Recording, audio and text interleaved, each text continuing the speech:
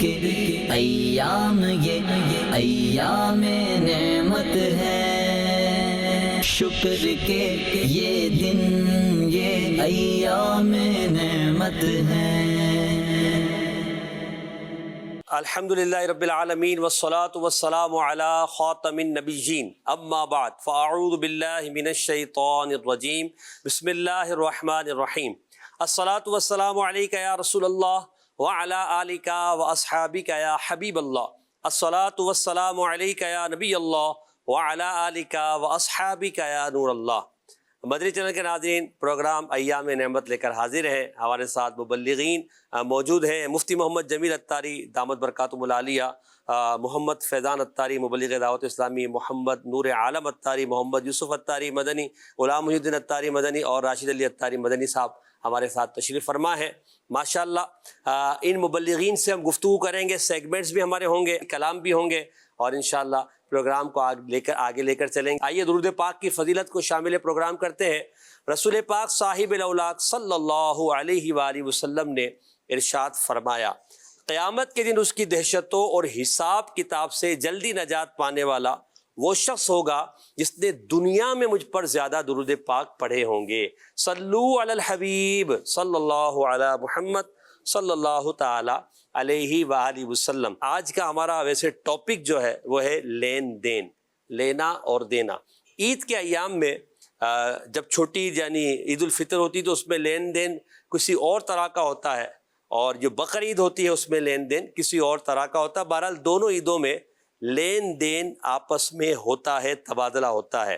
اچھا، بعض اوقات یک طرفہ ہوتا ہے، بندہ دیتا ہے، سامنے سے کسی چیز کی امید نہیں ہوتی ہے، اور وہاں سے عید بقر عید یا میٹھی عید کے موقع پر کوئی چیز وصول کرنے کا ذہن بھی نہیں ہوتا۔ بہرحال نام لین دین ہی دیا جاتا ہے کہ ہمارا آپس میں لینا دینا چلتا رہتا ہے۔ تو جو لین دین ہمارا ایک تو ہوتا ہے کاروباری لین دین، اور جو جس لین دین کی میں بات کر رہا ہوں وہ آپس کی جو تعلقات میں لین دین ہوتا ہے، ضرورت کے وقت لین دین ہوتا ہے، خوشی کی تقریبات میں جو لین دین ہوتا ہے، اور ایام خوشی میں جو بندہ لینا دینا کر رہا ہوتا ہے، اس پر ہم انشاءاللہ عز و جل آج بات کریں گے کہ ہمارے معاشرے میں اس پر کون کون سے انداز پائے جاتے ہیں۔ بعض پازیٹیو ہیں اور بعض نیگیٹو ہیں، جس میں ہم تحائف کو کہہ لیں، گفٹس دیے جاتے ہیں، سالگرہ کے موقع پر ہے، عقیقے کے موقع پر ہے، شادی کے موقع پر ہے، دیگر جو ہے مزید جو تقریبات ہمارے یہاں ہوتی ہیں ان میں ہمارے یہاں لینا دینا چل رہا ہوتا ہے۔ اچھا، بعض اوقات یہ ادلا بدلا کی صورت بھی اختیار کر جاتا ہے کہ بھئی انہوں نے اتنا دیا ہے تو ہم بھی اتنا یا اس سے زیادہ دیں گے، اچھا انہوں نے کم دیا ہے تو ہم بھی کم دیں گے۔ تو وہ جو ادلا بدلا کی صورت اور جو بنتی ہے وہ ایک الگ صورت ہے، اس پر بھی انشاءاللہ بات کریں گے۔ ابھی جو ہم نے بات کرنی ہے وہ ہے گفٹس پر، تحائف کا جو لین دین ہم کرتے ہیں، اور جس کو ہم کہتے ہیں خوشی کے موقع پر بندہ دے رہا ہوتا ہے، عیدی بانٹ رہا ہے، تحفے دے رہا ہے، گوشت پہنچا رہا ہے، اور کھانا پکا کر پہنچا رہا ہے، اچھا دعوت کر رہا ہے۔ اچھا دعوت میں جو آئے ہیں، اب جیسے نارملی شادی کی جو دعوتیں ہوتی ہیں اس میں تو وہ نیوتا اور سلامی اور جو لینا دینا ہوتا ہے وہ الگ ہے، وہ جو عرف و عادت کے مطابق ہے۔ مگر جو یہ عید کی دعوت ہوتی ہے، اب عید کی دعوت کہیں جو ہے تیسرے دن یا دوسرے دن ہوئی ہے اور وہاں دوست و احباب جمع ہوئے، تو جن کو دعوت دی گئی عموماً وہ گفٹس نہیں لے کر آتے کیونکہ عرف نہیں اس کا۔ اچھا، بعض جگہ کوئی لے کے گیا تو کوئی بھی حرج نہیں اس میں، مگر یہ دعوت جو ہوتی ہے وہ یوں ہوتی ہے کہ بندے نے دعوت کی ہے تو یہ ایک اپنی طرف سے آپ نے دیا، کھانا پکا کر کھلایا، گھر پہنچا دیا، اپنے گھر بلا کر کھلایا۔ تو بہرحال ایک بڑا ٹاپک ہے لین دین، تو اس پر انشاءاللہ ہم بات کریں گے۔ آپ ہمارے ساتھ رہیں انشاءاللہ عز و جل، آپ کو بہت کچھ سیکھنے کو ملے گا۔ پھر ساتھ میں سیگمنٹس بھی ہے، قرآنی آیات کے ذریعے ہم اللہ نے چاہا اللہ کے انبیاء کرام اور پیارے بندوں کے بارے میں جاننے کی کوشش کریں گے، کچھ سوال جواب کی صورت، کچھ مقابلے کی صورت بھی بنائیں گے، کچھ انشاءاللہ بات سے بات نکلنے والی پوزیشن ہوگی، تو ایک مبلغ کے ذریعے ہم ایک بات کہلوائیں گے، اس کے ذریعے بات سے بات نکلے گی، اس پر گفتگو کریں گے۔ کچھ مدینے کی یادیں ہوں گی، کچھ اشعار ہوں گے، کچھ مبلغین سے بات کریں گے اور ان کے واقعات بھی سننے کی کوشش کریں گے، تو انشاءاللہ آپ کو بہت مزہ آئے گا۔ اس پر گفتگو سے پہلے آئیے ہم ایک مختصر کلام سنتے ہیں، اس کے بعد انشاءاللہ گفتگو اور سیگمنٹس کی طرف بڑھیں گے۔ جی نور عالم بھائی صلی اللہ تعالی علیہ حاجیوں شاہ کا روزہ دیکھو، حاجیوں کا روزہ دیکھو حاجیوں آؤ شہنشاہ کا روزہ دیکھو حاجیوں آؤ شہنشاہ کا روزہ دیکھو حاجیوں آؤ شہنشاہ کا روزہ دیکھو کعبہ تو دیکھ چکے کعبے کا کعبہ دیکھو کعبہ تو دیکھ چکے کعبے کا کعبہ دیکھو اور آب زمزم تو پیا خوب بجھائی پیاسے آب زمزم تو پیا خوب بجھائی پیاسے آؤ جود شہ کوثر کبھی دریا دیکھو آؤ جود شہ کوثر کبھی دریا دیکھو حاجیوں آؤ شہنشاہ کا روزہ دیکھو زیر میزاب ملے خوب کرم کے چھیٹے زیر میزاب ملے خوب کرم کے چھیٹے ابر رحمت کا یہاں زور برسنا دیکھو ابر رحمت کا یہاں زور برسنا دیکھو اور دھوم دیکھی درے کعبہ پہ بیتابوں کی دھوم دیکھی درے کعبہ پہ بیتابوں کی ان کے مشتاقوں میں حسرت کا تڑپنا دیکھو ان کے مشتاقوں میں حسرت کا تڑپنا دیکھو حاجیوں آؤ شہنشاہ کا روزہ دیکھو اور خوب آنکھوں سے لگایا غلاف کعبہ خوب آنکھوں سے لگایا غلاف کعبہ قصر محبوب کے پردے کبھی جلوہ دیکھو قصر محبوب کے پردے کبھی جلوہ دیکھو اور غور سے سن تو رضا کعبے سے آتی ہے صدا غور سے سن تو رضا کعبے سے آتی ہے صدا میری آنکھوں سے میرے پیار کا روزہ دیکھو میری آنکھوں سے میرے پیار کا روزہ دیکھو حاجیوں آؤ شہنشاہ کا روزہ دیکھو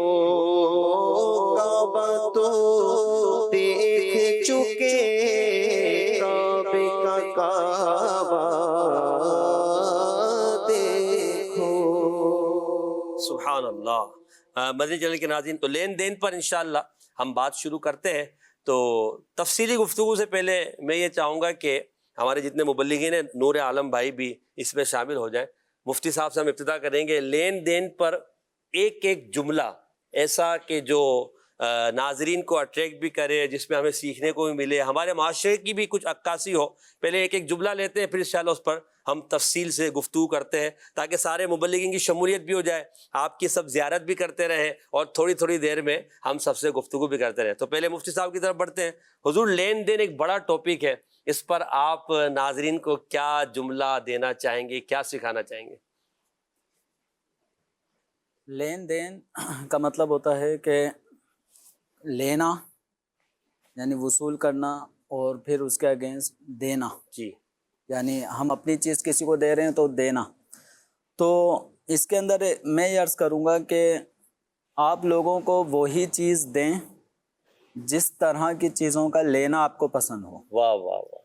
تو لین دین کے معاملے میں ہمیں اس چیز کو، اگر فارمولے کو ہم اپنا لیں کہ ہم لوگوں کو وہی چیز آگے پیش کریں جس چیز کی خواہش ہمارا نفس کرتا ہے، تو اس میں کیا ہوگا، ایک خلوص بھی پایا جائے گا۔ اس کے اندر ہم اچھی اچھی چیزیں جب ہم چاہتے ہیں کہ ہمیں لوگوں کی طرف سے ملے، جیسے ایام قربانی کے اندر اگر ہم دیکھیں تو ہر آدمی کی خواہش ہوگی کہ اگر مجھے کہیں سے گوشت آئے تو وہ چربی والا گوشت نہ ہو، اس میں ہڈیاں ہی ہڈیاں نہ ہوں، تو گوشت کی ایک وافر مقدار ہو۔ ہاں، چربی تھوڑی بہت چل جائے گی رواج والی، جی جی، تاکہ کھانے لائق ہو، تاکہ کھانے لائق ہو، مطلب پلاؤ میں چل سکے۔ تو ایسی چیز لوگوں کو دیں جیسی چیزیں آپ لینا پسند کرتے ہیں۔ تو جب ہماری یہ عادت بن جائے گی کہ ہم دینے میں بھی لوگوں کا خیال کرتے ہوں گے، تو انشاءاللہ جب ہمیں مل رہا ہوگا، ہم لے رہے ہوں گے، تو انشاءاللہ لوگ بھی ہمارا خیال کریں۔ ماشاءاللہ، بہترین جملہ، جیسا آپ لینا چاہتے ہیں ویسا لوگوں کو دے۔ اب راشد بھائی کی طرف بڑھتے ہیں۔ راشد بھائی،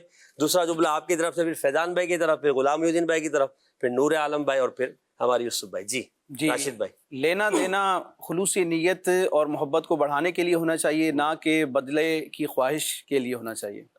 یعنی بدلہ طلبی نہیں ہونی چاہیے، امید توقع نہیں ہونی چاہیے کہ میں نے دیا ہے تو مجھے اس کے بدلے ملے گا، کیونکہ وہ تو پھر کاروبار ہو جائے گا نا۔ یہ آپ جو تحفہ دے رہے ہیں یا محبت بڑھانے کے لیے پیش قدمی کر رہے ہیں، تو بغیر کسی عوض کے اور بغیر کسی امید کے مسلمانوں کو خیر خواہی کی نیت سے اگر کچھ دیں گے تو انشاءاللہ اس کی برکتیں بھی ملیں گی اور انشاءاللہ محبت بھی بڑھے گی۔ ماشاءاللہ۔ اچھا، یہاں ہم قربانی کے ایام میں دیکھو، آپ نے کسی کو گوشت دیا ہے تو اس نیت سے نہ دیں کہ آپ کو بھی وہ گوشت پہنچائے گا، وہ گوشت پہنچائے نہ پہنچائے، اب اللہ کی رضا کے لیے، ثواب کے لیے پہنچا دیں۔ راشد بھائی نے جو ہمیں سکھایا ہے کہ اخلاص کے ساتھ، خلوص نیت کے ساتھ۔ دو باتیں ہو گئے ناظرین، نوٹ آپ کریں لینے دینے پر۔ مفتی صاحب نے ایک بات بولی، دوسری راشد بھائی نے، اب فیضان بھائی تیسری بات بیان کریں گے۔ اس میں یہ بات ہے کہ جس انداز سے آپ لینا پسند کرتے ہیں اسی انداز کو اختیار کریں، اسی انداز سے سامنے والے کو دیں۔ مثال کے طور پر ایک مثال دوں چھوٹی سی، آپ یہ پسند کرتے ہیں کہ کوئی تحفہ، کوئی جیسے مثال کے طور پر گوشت کا آج دن چل رہے ہیں، تو گوشت آپ کے گھر پر آ کر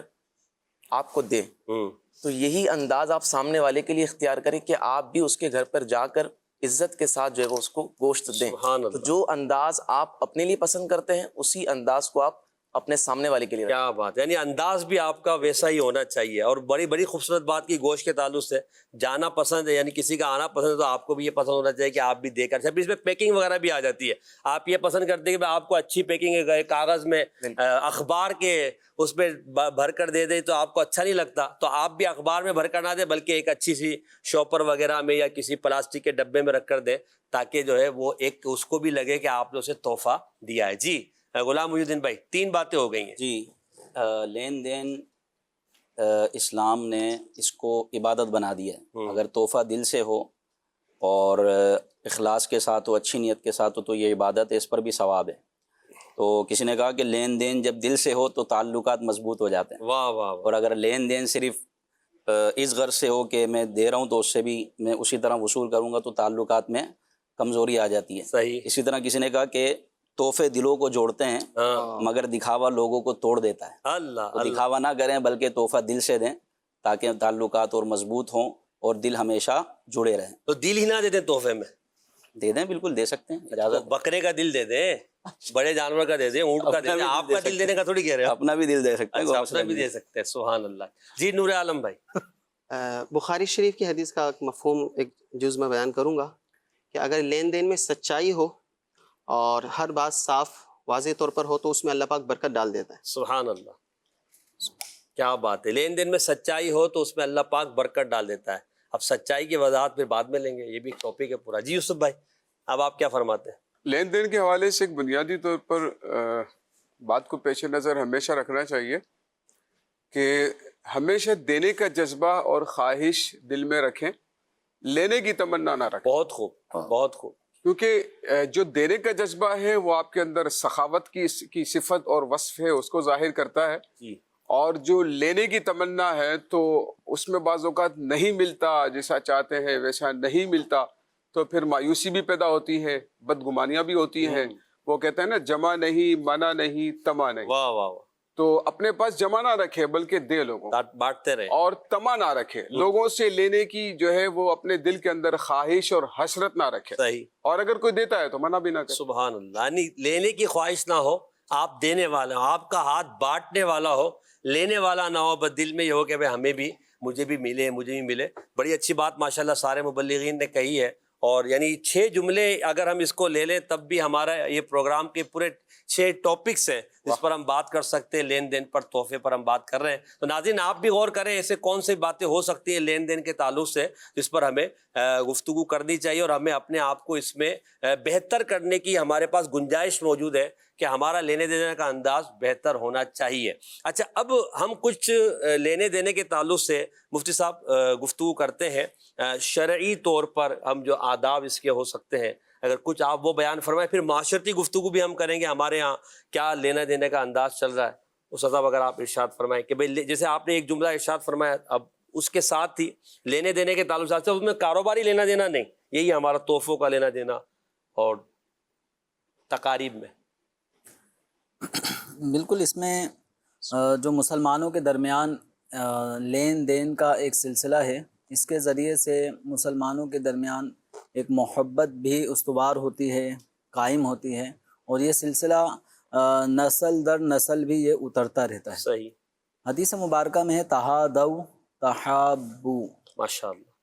آپس میں ایک دوسرے کو ہدیہ دیا کرو، تو اس سے کیا ہوگا؟ تحابو، آپس میں ایک دوسرے سے محبت بڑھ جائے گی. صحیح. تو ہمارے معاشرے میں ایک اگر اس عمل کو اگر ہم نے اپنا لیا پراپرلی طور پہ، اگر بھائی بھائیوں میں، بہن بہنوں میں، یا بہن بھائیوں کے درمیان، اسی طرح جو والد کے بہن بھائی ہوتے ہیں، والدہ کے بہن بھائی ہوتے ہیں، یعنی چچا، پھپھو، خالہ، ماموں، تو اس طرح پھر کزن ہیں. اگر ان سب کے اندر اگر ہم چاہتے ہیں یونیٹی پائی جائے، اتحاد پایا جائے، تو اس ایک بات کو اگر ہم نے اپنا لیا کہ تہادو تحابو، ایک دوسرے کو ہدیہ دیا کرو، اس سے آپس میں محبت بڑھے گی. صحیح. تو اگر اس پہ عمل ہم نے کر لیا تو انشاءاللہ وہ تحفہ جو ہے نا، وہ ایک طرح سے اگلے شخص کے دل میں ہمارے لیے ایک محبت کا دروازہ کھول دیتا ہے. اور اس طرح پھر یہ ہوتا ہے کہ بڑے بڑے ایک طویل عرصے تک بھی 2 افراد ایک دوسرے سے ملتے نہیں ہیں، ملنا پسند نہیں کرتے، ناراضگیاں چل رہی ہوتی ہیں.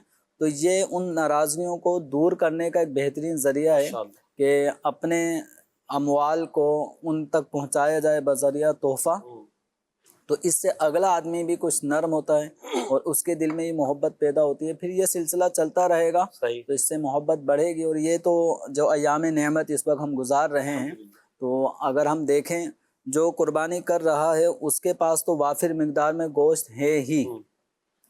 جو مسلمان اپنی استطاعت نہ ہونے کی بنا پہ قربانی نہ بھی کر سکے، تو ان کے بھی ماشاءاللہ فریج کا جو اوپر والا حصہ ہوتا ہے وہ بھی تقریباً بھرنا شروع ہو جاتا ہے. کہیں سامنے سے گوشت آ رہا ہے، کہیں برابر سے گوشت آ رہا ہے، کہیں پچھلی گلی سے گوشت آ رہا ہے. تو اسی طرح رشتہ داروں کی طرف سے بھی گوشت آ رہے ہوتے ہیں. تو اس طرح ایک دوسرے کو لین دین کا یہ سلسلہ کرتے رہیں، اور اس سے انشاءاللہ محبتیں استوار ہوں گی، اور انشاءاللہ اچھا ایک معاشرہ اچھی صورت پیش کرے. بہت خوبصورت. تہادو تحابو مفتی صاحب نے فرمایا، یہ رشتہ داروں میں بھی، دوستوں میں بھی ہے کہ لینے دینے کے تعلق سے ہمیں وہ کرنا چاہیے. راشد بھائی, لین دین کے تعلق سے ہماری گفتگو مفتی صاحب نے فرمایا, آپ کیا فرماتے ہیں اس حوالے سے؟ بڑا ایک ٹاپک ہے, ہر تقریب میں تقریباً لینا دینا چل رہا ہوتا ہے, دوستوں میں لینا دینا ہوتا ہے. دوستوں میں تو بعض اوقات لینا دینا وہ ادلا بدلا والی ضرورت ہوتی ہے. مثال غلام الدین بھائی نے کہا بھائی آج چائے میں پلا رہا ہوں, کل تم پلانا, اب پرسوں میں پلاؤں گا, یوں کر کے بھی ہوتا ہے. جب آج آپ کھانا کھلا رہے ہو, 4 دوست ہیں تو اگلے ہفتے دوسرا دوست کھلائے گا, اس سے اگلے تیسرا دوست کھلائے گا. یہ بھی ایک لین دین کا سلسلہ ہوتا ہے, مگر وہ محبت و پیار کے ساتھ, اور جبر اور وہ بھی نہیں ہوتا. تو یہ بھی لین دین کا ایک انداز ہے. جی, تحفے کی حقیقت اگر ہمیں معلوم ہوگی نا تو اس طرح کے معاملات نہیں ہوں گے. تحفہ جیسے میں نے شروع میں بھی عرض کیا, تحفہ وہ ہوتا ہے جو بغیر عوض کے دیا جاتا ہے, یعنی سامنے والے سے کچھ ملے گا یہ توقع نہیں رکھی جاتی. اس توقع کے بغیر جو ہم دیتے ہیں, بغیر کسی عوض کے ہم اپنی چیز کا کسی کو آنر بناتے ہیں, مالک بناتے ہیں, یہ ہے تحفہ. اور تحفہ وہ بدلے کی خواہش نہیں ہے, بدلے کی خواہش نہیں. اور دوسری جانب سے یہ ہے کہ تحفہ جو ہے نا, وہ تحفہ وہ نہیں ہوتا جو مانگ کر لیا جائے. اللہ اللہ, بغیر مانگے, بغیر آپ کی ریکویسٹ کے, بغیر آپ کی فرمائش کے, یا بغیر آپ کے حکم کے جو دے رہا ہے نا سامنے سے, تو وہ تحفہ ہوگا. راشد بھائی یہ پین مجھے تحفے میں دے دینا, یہ تحفہ ہوگا اگر آپ دے دیں گے تو ہوگا. میں اب اس پر شرعی نقطہ نظر سے تو مفتی صاحب کلام کریں گے, لیکن میں ایک عرض کر رہا ہوں کہ تحفہ وہ ہوتا ہے جو خود سے دیا جاتا ہے. تحفہ مانگنا نہیں چاہیے, یہ اخلاقی اعتبار سے بھی بڑا معیوب ہوتا ہے. اور بعض اوقات سامنے والے کی ایسی مالی پوزیشن نہیں ہوتی ہے, کوئی نہ کوئی اس کی مجبوری ہوتی ہے, وہ نہیں کر پاتا. تو اس طرح تو دوسروں کے سامنے اس کو آزمائش میں مبتلا کرنا بعض اوقات ذلت والا معاملہ ہو جاتا ہے, مسلمان کی تذلیل ہو جاتی ہے. تو کہنے کا مقصد یہ ہے کہ اخلاقی اعتبار سے بھی ہے کہ تحفہ مانگ کر نہیں لیا جاتا, خود مل جائے تو اس کا انکار بھی نہیں کیا جاتا. میں اس پر ایک روایت سنانا چاہوں گا, لیکن تحفے کی اہمیت جو حدیث پاک بھی بیان کی گئی کہ نبی کریم علیہ الصلوۃ والسلام نے محبت کو بڑھانے کا ایک عمل بیان فرمایا کہ تحفہ دو, باہم تحفہ دو. وہ عربی کے کلمات آپ دیکھیں نا تو اس میں باہمی یہ لین دین کا معاملہ ہے. صرف تحفہ لینے کی عادت نہیں ہونی چاہیے, دینا بھی چاہیے. تو باہم آپس میں ایک دوسرے کو تحفہ دینا یہ محبت کو بڑھاتا ہے, یک طرفہ یہ معاملہ نہیں ہونا چاہیے. اور امام علیہ سنت اعلیٰ حضرت نے تحفے کی اہمیت کو بیان کرتے ہوئے ایک مقام پر فرمایا فتاوی رضویہ شریف میں, بے شک تحفوں کا رغبت و محبت پیدا کرنے میں بڑا اثر ہوتا ہے. کسی کے دل میں آپ نے اپنی محبت اتارنی ہے, اپنی جگہ بنانی ہے اچھے مقاصد کے لیے, اچھی نیتوں سے, اور اس کو اپنی جانب راغب کرنا ہے, تو اس کے لیے تحفہ جو ہے بڑا کارگر ہوتا ہے.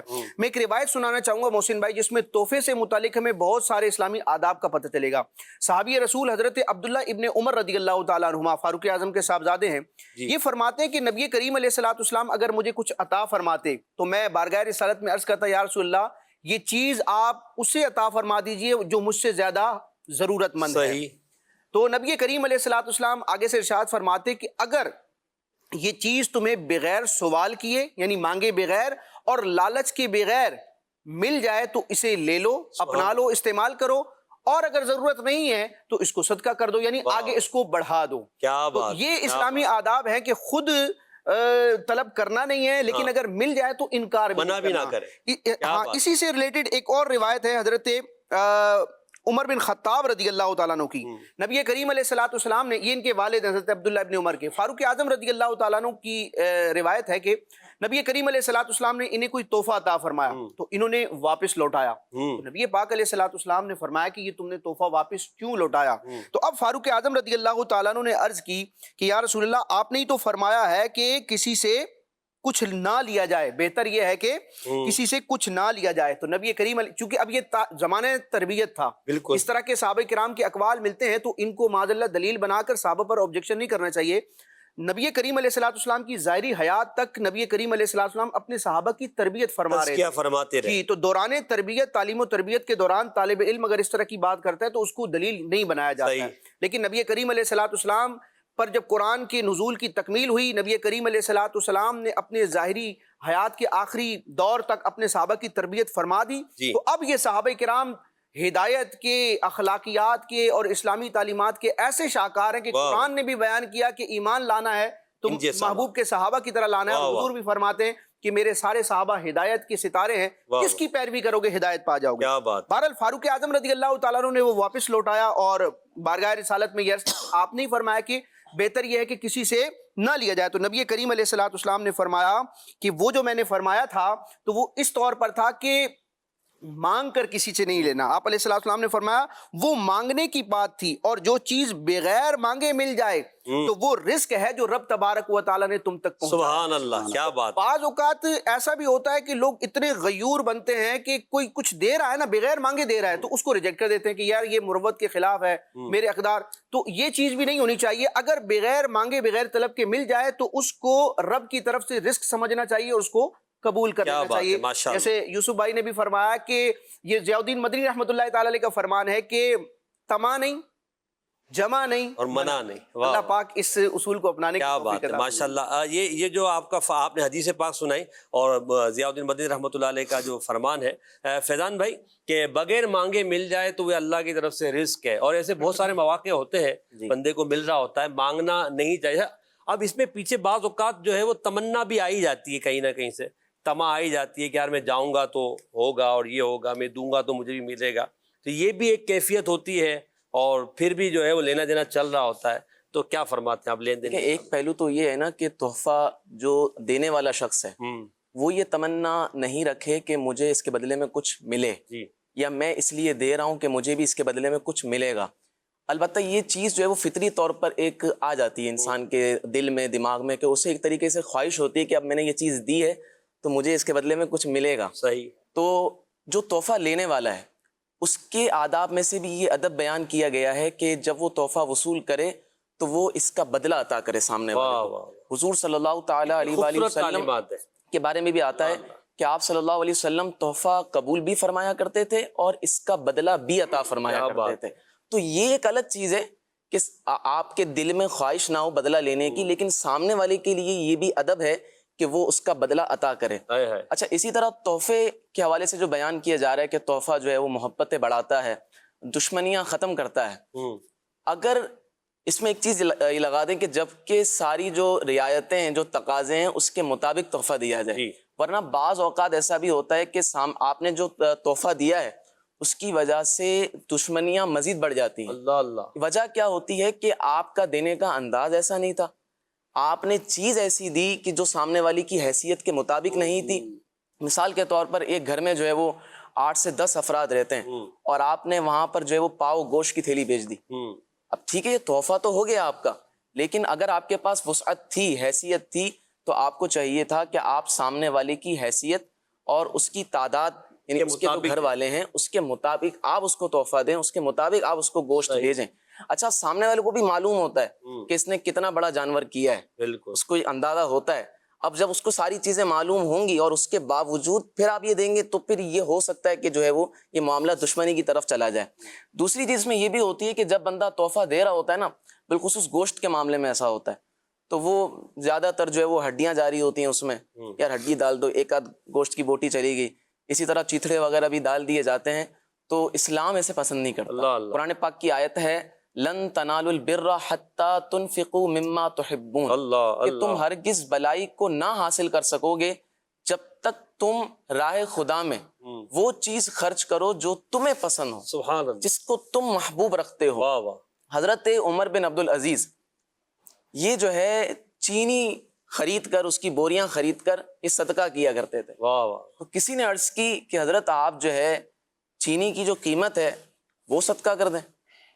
فرمایا کہ نہیں, مجھے چینی پسند ہے, یہ مجھے مرغوب ہے, محبوب ہے, تو میں اپنی پسندیدہ چیز جو ہے یہ اللہ تعالیٰ کی راہ میں صدقہ کرنا چاہتا ہوں. کیا بات. اسلام ہمیں اس بات کا درس دیتا ہے کہ جو گوشت کا حصہ آپ کو پسند ہے, اگر دستی پسند ہے تو دستے آپ دیں, اگر کمر کا گوشت آپ کو پسند ہے تو کمر کا گوشت آگے بڑھائیں.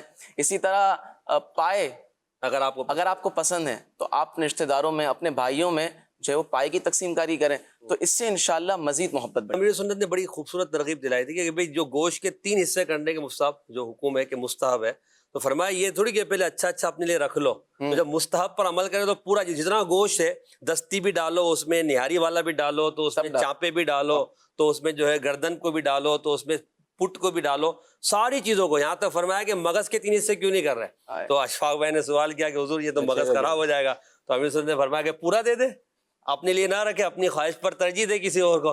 تو یہ ایک اسلام کی تعلیمات ہے جسے ہمیں دیکھنا چاہیے. مسلم میں آپ سے یہ ہمارا راؤنڈ پورا جو اس کے بعد جیسے کہا نا کہ بعضوں کا چربی چلی جاتی ہے. ایک سوال کروں گا تو آپ اس کو مجھے جواب دیجیے گا, ارشاد فرمائے گا. غلام محی الدین بھائی, یہ جو گفتگو ہوئی کہ ایک حدیث پاک انہوں نے بیان فرمائی کہ آپ یعنی بدلہ بھی دیں. حدیث پاک نبی پاک صلی اللہ علیہ وسلم کے پاس جب تحفہ آتا تھا حضور صلی اللہ علیہ وسلم انہیں اپنی طرف سے بھی تحفہ دیا کرتے. ہم نے دیکھا ہوگا, آپ نے بھی اپنے بچپن میں دیکھا ہوگا یوسف بھائی, کہ جیسے اڑوس پڑوس میں جو لینا دینا بعض اوقات کھانے پینے کا ہوتا تھا, برابر والوں کے یہاں کھانا بھیجا تو برتن میں وہاں سے دوسرا کھانا بھی آتا تھا, ہم نے فروٹ بھیجا تو وہاں سے کوئی چیز آئی, تو اس طرح وہ اچھا بسا اوقات برتن رکھ لیتے تھے اور پھر اگلے دن کوئی چیز بھیجا کرتے تھے کہ بھائی آج ہمارے یہاں کوئی اچھی چیز نہیں بنی تو کل بھیج دیں گے.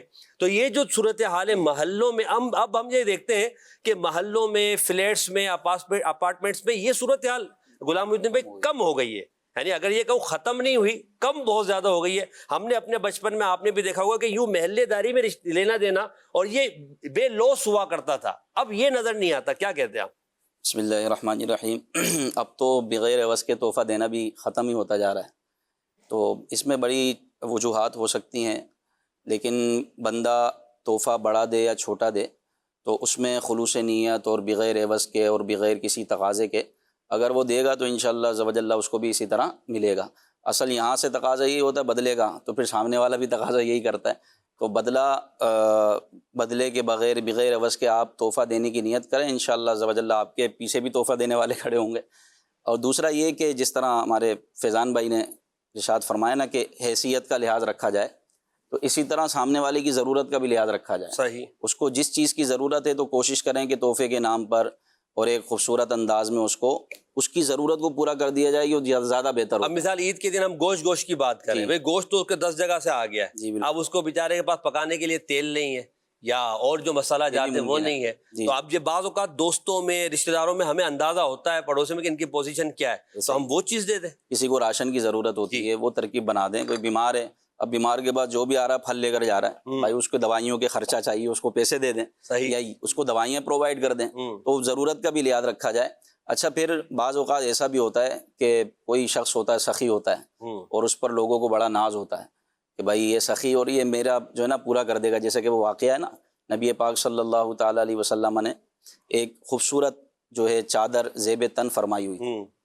تو ایک صحابی رسول نے عرض کیا, رسول اللہ چادر بہت خوبصورت لگ رہی ہے, آپ مجھے عطا فرما دیں. سبحان اللہ. تو سرکار علیہ الصلوۃ والسلام نے وہ چادر عطا فرما دی. چادر تھی یا پھر ایک جبہ تھا, مبارک جبہ, تو وہ حضور علیہ السلام اندر تشریف لے گئے, اس کو تبدیل کیا اور وہ صحابی کو جو ہے عطا فرما دیا. تو بعد دوسرے صحابہ کرام نے کہا کہ ایسا کیوں کیا تم نے؟ سرکار علیہ الصلوۃ والسلام اس کو پہن کر آئے تھے اور حضور علیہ الصلوۃ والسلام نے اس کو زیب تن فرمایا تھا, اور آپ نے اس طرح جو ہے نا حضور علیہ السلام سے مانگ لیا. تو ان صحابی رسول نے عرض کی مجھے پتا تھا سرکار علیہ السلام منع نہیں فرمائیں گے, تو مانگ لیا. تو بندے کو ایسا وہ کردار ادا کرنا چاہیے, ایسا بننا چاہیے کہ دوسروں کو بھی تھوڑا بہت ناز ہو گیا, یار میں اپنی ضرورت لے کر آؤں گا نا تو کچھ نہ کچھ ترکیب بن جائے گی. اور ایسے شخص پر اللہ کی بڑی رحمت ہوتی ہے, وہ نا حاجتیں لوگوں کی پوری کرو اور ضرورتیں پوری کرو, تو ایسا بھی اختیار کرنا چاہیے. دوسرا, آپ صرف یہی تمنا نہ کریں کہ میں کسی سے لوں, بلکہ آپ کسی کو دینے کی بھی ترکیب بنائیں اور تحفے کی ترکیب بنائیں, تحائف دیں, تو اس سے انشاءاللہ محبتیں بڑھیں گی. اور پھر دوسرا, اگر آپ نے سارے تقاضوں کے مطابق تحفہ دے دیا تو اب تحفے پہ اور یہ مدد کرنے پہ سب پہ پانی پھر جاتا ہے جب آپ جتاتے ہیں. احسان نہ حضرت میں نے تو تمہاری مدد کی تھی, ایسے موقع پر تم کھڑے ہو گئے تھے میرے سامنے, میں نے تمہاری مدد کی تھی, میں مدد نہیں کرتا تو تم کہاں جاتے؟ تو آپ نے سارے ثواب کو ختم کر دیا. صحیح. قول معروف ومغفرۃ خیر من صدقۃ یتبعها اذی. صحیح. ارشاد فرمایا کہ اچھی گفتگو, نرم گفتگو اور درگزر کرنا یہ اس صدقے سے بہتر ہے جس میں اذیت ہو, اس میں احسان جتایا جائے. تو آپ نے سارے تقاضوں کے مطابق تحفہ دیا, اس کی ہیلپ کی, مدد کی, لیکن بعد میں آپ نے جتلا دیا, احسان جتایا, بھیجا, اس کو بتایا کہ میں نے تمہاری مدد کی تھی, میں نہ ہوتا تو کہاں جاتے. تو یہ اس سے ان جملوں سے بڑی تکلیف ہوتی ہے, اور وہ بیچارہ سوچتا ہے یار میں کیوں چلا گیا اس کے پاس. تو تحفہ دیں لیکن کسی کو نہ جتائیں, نہ کسی کو یاد دلائیں. آپ بھی غیر عوض کے تحفہ دیں, جب آپ کی نیت ہی بغیر عوض کے ہوگی تو انشاءاللہ آپ جتائیں گے بھی نہیں, آپ کسی کو بیان بھی نہیں کریں گے. لیکن جب عوض آپ کے ذہن میں ہوگا کہ وہاں سے آئے اور پھر وہاں سے اگر نہیں آیا تو پھر آپ پھر جتائیں گے بھی, تکلیفیں بھی پہنچائیں گے اور اذیتیں بھی دیں گے. اس سے قرآن پاک نے منع فرمایا. ماشاءاللہ. اچھا, یہاں جیسے آپ نے فرمایا اور دیگر مبلغین نے گفتگو کی ہے, تو گفتگو ہماری چونکہ ایک باقاعدہ ابھی عید کے دن ہے اس کے حساب سے بھی چل رہی ہے. آگے حضور شادیاں ہونی ہیں, عید کے فوراً بعد بھی لوگوں کی شادیوں کی تقریبات ہوں گی, اور یہ خاص طور پہ مواقع ہوتے ہیں، میٹھی عید کے بعد، بقر عید کے بعد، ربیع الاول میں ایک شادیوں کا سیزن ہوتا ہے، اور شادیوں میں لین دین کافی ہوتا ہے. ایک تو یہ ہوتا ہے کہ وہ لڑکی والوں کا لڑکے والوں کو دینا، لڑکے والوں کا لڑکی والوں کو دینا. اچھا، پھر لڑکے والے اپنی بہنوں کو، اپنے بھائیوں کو، دیگر رشتہ داروں کو تحفے دیتے ہیں. پھر یہ سلامیوں کا سلسلہ ہوتا ہے، اور پھر دعوت میں نیوتے کا سلسلہ ہوتا ہے. یہ لین دین شادیوں میں بہت زیادہ ہوتا ہے. تو شادی میں جو لین دین ہمارے یہاں ہوتا ہے، اس پر آپ کچھ ارشاد فرمائیں. بسم اللہ الرحمن الرحیم. یہ بھی ایک اچھا موقع ہے کسی کی خوشی میں اپنا حصہ شامل کر دینا. جی، یہ جو رواج پڑا ہے یہ اپنی حد تک اگر اس کی اصل کے اعتبار سے دیکھیں تو درست ہے. صحیح. اور جہاں پر اس چیز کو خوشی کے مواقع پر رائج کیا گیا ہے تو بیماری اور پریشانیوں اور موت میت کے موقع پر بھی اس کو رائج کرنے کی ضرورت ہے. ہوتا یہ ہے کہ خوشی کے مواقع پر آپ نے اس کی خوشی میں اپنا حصہ شامل کیا، اس کے اخراجات ہوئے ہیں. دوسری بات یہ کہ خوشی در خوشی اس نے آپ کو انوائٹ کیا تو آپ مزید خوشی اس کے بڑھانے کے لیے اس کو تحفہ بھی دے رہے ہیں تاکہ مزید محبتوں میں اس میں آپ کا حصہ شامل ہو سکے. تو ایک اچھا طریقہ کار ہے، اگرچہ کہ بعد میں اس میں کچھ چیزیں ایسی داخل ہو گئی ہیں کہ جس نے اس کو غلط کر دیا یا شرعاً وہ مذموم ہے. ان چیزوں کو اگر مائنس کر دیں تو ٹھیک ہے. اپنی جگہ پر اگر دیکھا جائے نا تو کہ آپ کی شادی میں کوئی آیا اور اس نے آپ کو تحفہ دیا تو آپ بھی اس کا تحفہ اس کو لوٹاتے ہیں، یا آپ چاہتے ہیں کہ یار اس نے بھی ہمیں تحفہ دیا تو ہمیں بھی تحفہ دینا چاہیے. بخاری مسلم شریف کی حدیث پاک کے مطابق حضور جان عالم صلی اللہ تعالیٰ علیہ وآلہ وسلم کے بارے میں ام عائشہ صدیقہ رضی اللہ تعالیٰ عنہ فرماتی ہے، کانا رسول اللہ صلی اللہ علیہ وآلہ وسلم یقبل الہدیۃ ویثیب علیہا. نبی کریم علیہ الصلوۃ والسلام تحفہ قبول فرماتے تھے اور اس کے بعد تحفہ جو ہے جوابی تحفہ دیا بھی کرتے تھے. اللہ اللہ اللہ. تو تحفہ لینا ہی صرف یہ نہیں کہ سب کا مال میں ہی کھا جاؤں، سارے دریا کا پانی میں ہی پی جاؤں، سارے مجھے ہی دیں، ایسا نہیں ہونا چاہیے. بلکہ دینے کا بھی جذبہ دل میں رکھیں. اگر مجھے ملا ہے تو مجھے دینا بھی ہے. وہ گھروں میں آپ نے دیکھا ہوگا بعض اوقات ایسا ہوتا ہے کہ وہ بچوں کو جو عیدیاں ملتی ہیں نا تو وہ امائیں رکھ لیتی ہیں، والدائیں، بھئی ہمیں بھی تو دینا پڑتا ہے، تمہیں تھوڑی دینا پڑتا ہے، ہمیں دینا پڑتا ہے، اسی لیے وہ امائیں رکھ لیتی ہیں اپنے پاس. اچھا خیر، تو یہ ہے کہ دوسروں کو دینے کا جذبہ بھی رکھیں. حضرت نبی کریم صلی اللہ تعالیٰ علیہ وآلہ وسلم کا عمل طبرانی شریف کے حدیث پاک، ایک عربی نبی کریم علیہ الصلوۃ والسلام کی خدمت میں حاضر ہوا، ایک اونٹنی کا تحفہ پیش کیا. صحیح. نبی کریم صلی اللہ تعالیٰ علیہ وآلہ وسلم نے قبول فرمایا. آقا علیہ الصلوۃ والسلام تحفہ چھوٹا ہوتا یا بڑا ہوتا بڑی خوش دلی کے ساتھ قبول فرماتے تھے، اور سامنے والے کے دل میں بڑی خوشی اور راحت جو ہے وہ پیدا ہوا کرتی تھی.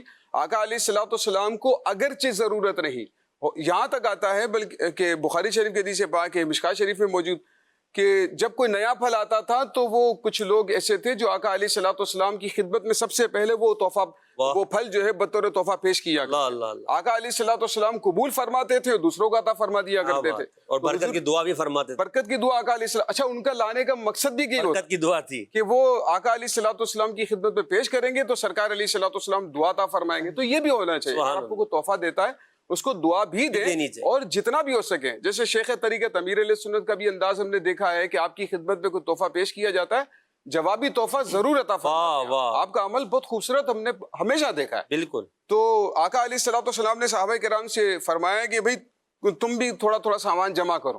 صحابہ کرام علیہم رضوان نے کچھ سامان جمع کیا. آقا علیہ الصلوۃ والسلام نے اس عربی کے تحفے کے جواب میں اس کو تحفہ عطا فرمایا. سبحان اللہ. تو اصل کے اعتبار سے دیکھا جائے شادیوں کے اندر جو تحفے کا لین دین ہے وہ اصل کے اعتبار سے درست ہے.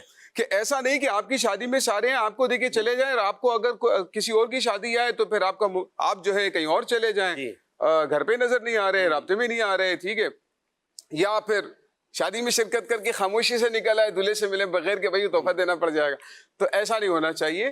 اس سے محبتیں باہم ایک دوسرے کو تحفہ دینا ہے، اس سے محبتیں بڑھتی ہیں. اور آخری بات یہ ہے اس حوالے سے کہ تحفے کے آداب میں سے جیسے کہ یہ بھی بیان کیا گیا کہ ضرورت کو بھی دیکھیں، اس نے جیسا تحفہ دیا آپ لینا چاہتے ہیں اس کو بھی دیکھیں، یہ بھی دیکھیں کہ سامنے والا دینی اعتبار سے کس مقام اور مرتبے میں. اللہ اللہ اللہ. حدیث پاک ابو داؤد شریف کی نبی کریم صلی اللہ تعالیٰ علیہ وآلہ وسلم نے ارشاد فرمایا، تمہارا کھانا تمہارا مال نہ کھائے مگر متقی، یعنی تمہارا مال نیک آدمی ہی کھائے. سبحان اللہ. کل ایک اس طرح کا واقعہ ہوا محسن بھائی، میں اپنے گھر کے باہر کھڑا ہوا تھا نیچے گلی میں بچوں کے ساتھ، تو बाइक पर दो हमारे तलबा आए, वो उन्होंने छल्ली रखी हुई थी, उसके अंदर गोश्त था और कुछ कोल्ड ड्रिंक थी साथ में। तो वो मैंने कहा हाँ भी कुर्बानी वगैरह हो गई? कहने लगा हम तकसीम कर रहे हैं, एक इस्लामी भाई जानवर काटते हैं और वो थैलियां बनाकर देते हैं, एक कोल्ड ड्रिंक 1.5 लीटर की या जंबो और साथ में वो मसाले का पैकेट, यानी बिरयानी का पैकेट, ठीक है, वो इलाके की मसाजिद के जितने आइमा कराम हैं उनमें तकसीम कर रहा। वाह वाह, बड़ा अच्छा, बहुत खूबसूरत। मैंने कहा ये तो कितना खूबसूरत अंदाज है उनका। सुभान अल्लाह। अच्छा, वो कहने लगे अगर कोई इस्लामी भाई, कोई मजहबी शख्स जाता है ना तो बड़े एहतमाम के साथ दूसरों को हटाकर उनको देते हैं, भाई इनको पेश करो। सुभान अल्लाह। तो उनके साथ उसका उन्होंने एहतमाम किया हुआ है कि भाई खाना पकाना है तो मसाला चाहिए होगा, खाना खाएगा तो कोल्ड ड्रिंक भी चाहिए होगी। तो अपने तौर पर उन्होंने एक एहतमाम किया हुआ था। कितना अच्छा है उर्फ का, जो हमारे यहाँ है एक उर्फ, माशाल्लाह, कितना अच्छा है कि आपका खाना तरजीह दें, मुत्तकी लोग खाएं। देखें वैसे आम लोगों को भी तकसीम करना है, लेकिन तरजीह आप इस बात को दीजिए कि आपका खाना, आपका तोहफा, आपका माल जिसको मिले वो मुत्तकी हो, नेक हो, परहेजगार हो, वो इबादत करेगा, नेकियां करेगा, जिसका अजर इंशाल्लाह। माशाल्लाह। यानी अगर ये हो जाए कि महल्ले के हर घर से जहाँ जहाँ कुर्बानियाँ हुई है, करीब के जो आस पास की मसाजिद के आइम्मा और मौज़िन के घर में गोश्त जाए तो शायद उनके फ्रीज कम पड़ जाए, इतना गोश्त जमा हो जाए। मगर अमूमन होता ही है कि बेचारों का फ्रीज खाली होता है, गोश्त नहीं होता गोश्त उनके। अच्छा, पहले दिन बाद औकात उनके खाने की भी आजमाइश होती है, वो पहले से कोई निज़ाम बना के रख ले तो वो बेचारे खा सकते हैं, क्योंकि पहले दिन वो गोश्त आते आते 11-12 बज जाते हैं। तो अच्छा, सुबह से उठे हुए भूख सबको लग रही होती है, तो इसलिए इसको ये जो अंदाज बताया ये बड़ा खूबसूरत, इसको हमें अपनाना चाहिए। लेन देन पर हम बात कर रहे हैं। एक सवाल मुफ्ती साहब से करने के बाद मैं इंशाल्लाह एक सेगमेंट की तरफ बढ़ूंगा, फिर उसके बाद एक और सेगमेंट करेंगे, फिर इंशाल्लाह दोबारा गुफ्तगू की तरफ आएंगे। हुजूर, बात यहाँ जो गोश्त पर, गोश्त को हम क्लोज करने जा रहे हैं अपना, कि भाई गोश्त वाला तोहफा नहीं, अब दूसरे तोहफे पे बात कर रहे हैं। लोग बोलेंगे यार खाली गोश्त के तोहफे की बात कर रहे हैं, बिरयानी का पैकेट भी आ गया और दीगर चीजें भी आ गई। बाज़ जानवर बहुत बड़े होते हैं, यानी बाकायदा फार्मिंग के जरिए जिनको बढ़ाया जाता है, इंजेक्शन लगाए जाते हैं, उनके अंदर चर्बी बहुत ज्यादा होती है। अब गोश्त बनाया, 5 किलो का पैकेट बनाया, उसमें से 3 किलो तो चर्बी है, वो तोहफा दे दिया किसी को। अब वो गया तो इतना बड़ा पैकेट है, और जब वो बनेगा तो वो उसमें से चर्बी तो अलग हो जाएगी, चर्बी तो कोई खाएगा नहीं, और ये जो गोश्त है। अच्छा, अब देने वाले की मजबूरी कि उसके पास है ही चर्बी। मिसाल के तौर पर अगर वो 8 मन का या 10 मन का जानवर है तो उसमें चर्बी का एक वाफिर हिस्सा है। तो ऐसी सूरत हाल में हम क्या मशवरा दें कि यानी अगर लोगों में अच्छा गोश्त बांटना है तो वो इस हवाले से क्या करें हम? देखें, इसमें होता यह है कि एक आदमी वो लाखों लाख का जानवर लाता है, 10-10 लाख 8-8 लाख के जानवर हैं। हुजूर नॉर्मल है हुजूर 10 लाख 5 लाख। तो अब होता यह है कि वो जो जानवर है वो मुकम्मल, उसका अगरचे 8 मन 6 मन 5 मन आवाज़ आती है कि इसमें इतना गोश्त निकलेगा, तो गोश्त नहीं, वही आपकी बात है कि चर्बी की एक वाफिर मिकदार होती है। तो जो उसका हम जितना बड़ा उतनी चर्बी। हाँ, तो अब ऐसी सूरत में नतीजतन अगर हम नज़र करते हैं तो नतीजे के तौर पर जो खाई जाने वाली चीज़ है उस जानवर में, उसकी मिकदार कम होती है जी। हमारे जो कल्चर है इसके अंदर चर्बी का इस्तेमाल ना होने जैसा ही है। यानी अगर हम अपने खाने की प्लेट में अगर चर्बी की कोई 2 बोटियां भी हो तो हम शायद उसे तो वो पूरा खाना खा लिया जाता है, वो चर्बी की बोटियां वहीं की वहीं रहती हैं। बस ज़्यादा से ज़्यादा होता है उस चर्बी से जितना घी निकल सकता था वो सालन में शामिल हो गया, इसके अलावा अदरवाइज उसको खाया नहीं जाता। फिर कोलेस्ट्रॉल के मसाइल अलग हैं। इस वक्त जहाँ कई बीमारियाँ जन्म ले रही हैं और पहले ज़माने के मुकाबले में इस दौर में बीमारियाँ हर दूसरे तीसरे फ़र्द को कोई ना कोई लाहिक हैं, तो उनमें चर्बी या कोलेस्ट्रॉल वाली अशिया का इस्तेमाल ज़्यादा। तो अब बेहतर यह है कि ऐसा जानवर लिया जाए जिसका गोश्त जो गोश्त से भरपूर हो, चर्बी भी हो उसमें, लेकिन वो चर्बी ऐसी ना हो कि जो खाई जाने वाली ना हो। ऐसी चर्बी जो खाई जाती हो, जैसे रवाज के तौर पे पुलाव वगैरह में यूज़ होती है, तो ऐसी चर्बी वाला गोश्त वाला जानवर हो जो लोगों के इस्तेमाल में भी आए। सही। वरना ये ना हो कि आपका पूरा जानवर जो 8 लाख का था उसमें अगर उसकी कीमत के हिसाब से उसके गोश्त चर्बी को सामने रखा जाए तो पता चला 3 लाख तो चर्बी में ही चला गया। अल्लाह अकबर। तो ऐसा भी ना हो, तो ऐसे में उस जानवर को लें जिसमें गोश्त ज़्यादा हो, और ऐसे में ये सूरत बन सकती है कि हम 8 लाख का एक जानवर लेने के बजाय अगर हम 2-2 लाख के 4 जानवर ले लें تو گوشت کثرت کے ساتھ لوگوں تک پہنچے. ماشاءاللہ. یعنی ایک جانور میں اگر گوشت مثال کے طور پہ بڑے 8 لاکھ کے جانور میں اگر 4 من کا بالفرض یا 10 من کا گوشت نکل رہا ہے تو ہم ایسے 4 جانور لے لیں جن کے اندر 3 من والے جانور ہوں اور اس کے اندر گوشت بھی وافر مقدار میں نکلے گا. تو اس طرح لوگوں کے پاس وہ کھانے کے قابل ہوگا. اور جو چربی والا جو گوشت ہوتا ہے بھاری بھرکم جانور کا، صرف اس کی چربی کے اندر ہی چربی والا عنصر نہیں ہوتا، اس کے گوشت میں بھی چربی کی صلاحیت ہوتی ہے. بالکل. تو اس حوالے سے جو قربانی کرنے والا وہ طبقہ مسلمانوں میں جو مہنگے ترین جانوروں کی طرف جا رہے ہیں تو انہیں چاہیے کہ اس کے مقابلے میں ان جانوروں کو ترجیح دیں جن میں گوشت کی مقدار زیادہ ہو اور کثرت کے ساتھ غریبوں میں وہ گوشت تقسیم کیا جا سکے. بہت خوبصورت آپ نے رہنمائی فرمایا. اللہ ہم سب کو عمل کی توفیق عطا فرمائے. ایک سیگمنٹ ہم شامل کر رہے ہیں جس میں میں نعت کا ایک شعر پڑھوں گا. اس شعر کے آخر میں جو لفظ آئے گا اس لفظ سے ہمارے راشد بھائی ایک شعر پڑھیں گے. پھر وہ جو شعر پڑھیں گے اس لفظ سے جو آخر آئے گا اس سے مفتی صاحب شعر بیان کریں گے. پھر اس طرح انشاءاللہ چلتا رہے گا. اور یہ پھر اس کے بعد اگلا سیگمنٹ بات سے بات والا بعد میں کریں گے. ابھی تو شعر سے شعر ہے کریں گے یا نہیں سارے ہی کریں گے انشاءاللہ. تو بالکل 1 by 1 انشاءاللہ. چلے پہلے شعر میں پڑھتا ہوں پھر انشاءاللہ راشد بھائی.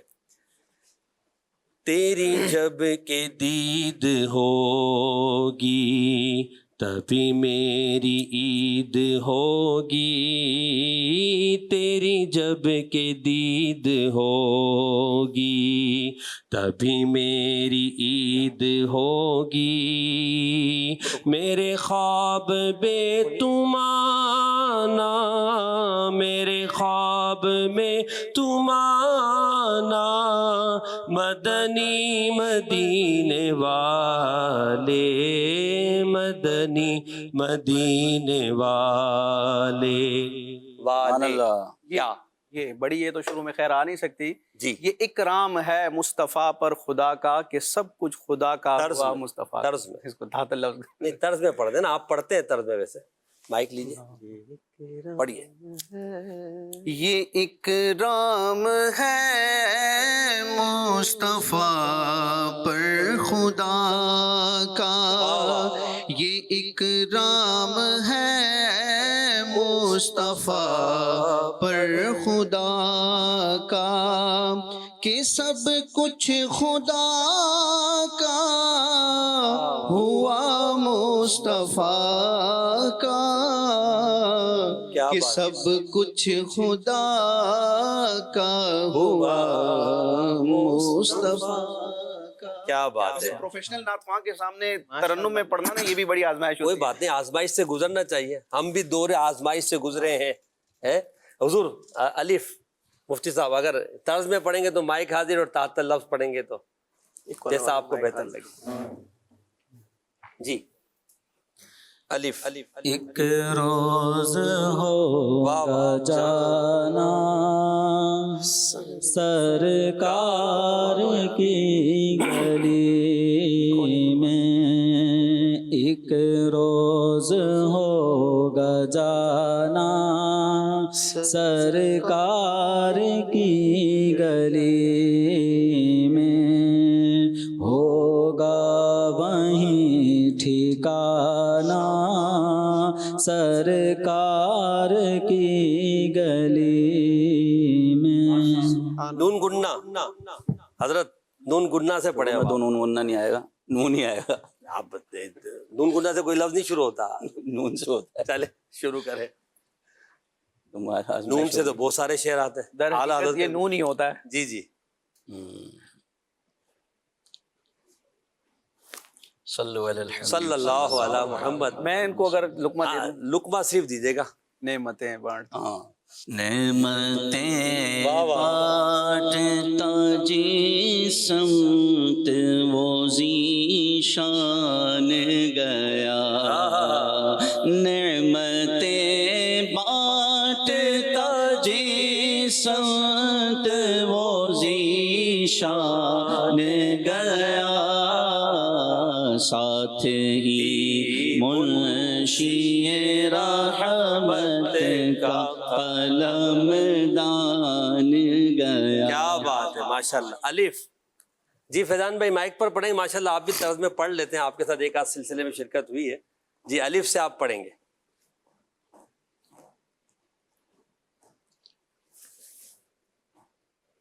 ان کی مہکنے دل کے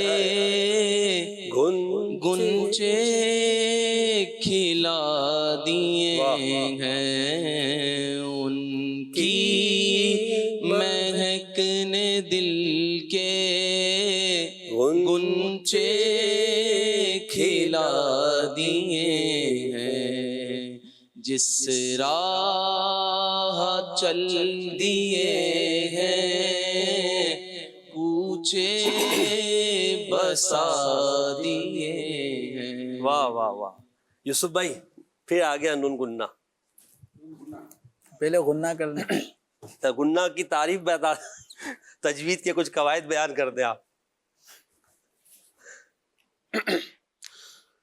نور والا آیا ہے، نور لے کر آیا ہے، سارے عالم میں یہ دیکھو نور کیسا چھایا ہے. الصلاۃ والسلام علیک یا رسول اللہ، الصلاۃ والسلام علیک یا حبیب اللہ. اب یہ آپ کا آخری حرف ہا سمجھا جائے یا آیا ہے یا سمجھا جائے؟ ہاں یا ہوگا نا، پہلے ہاں. یوسف بھائی فرما رہے ہاں.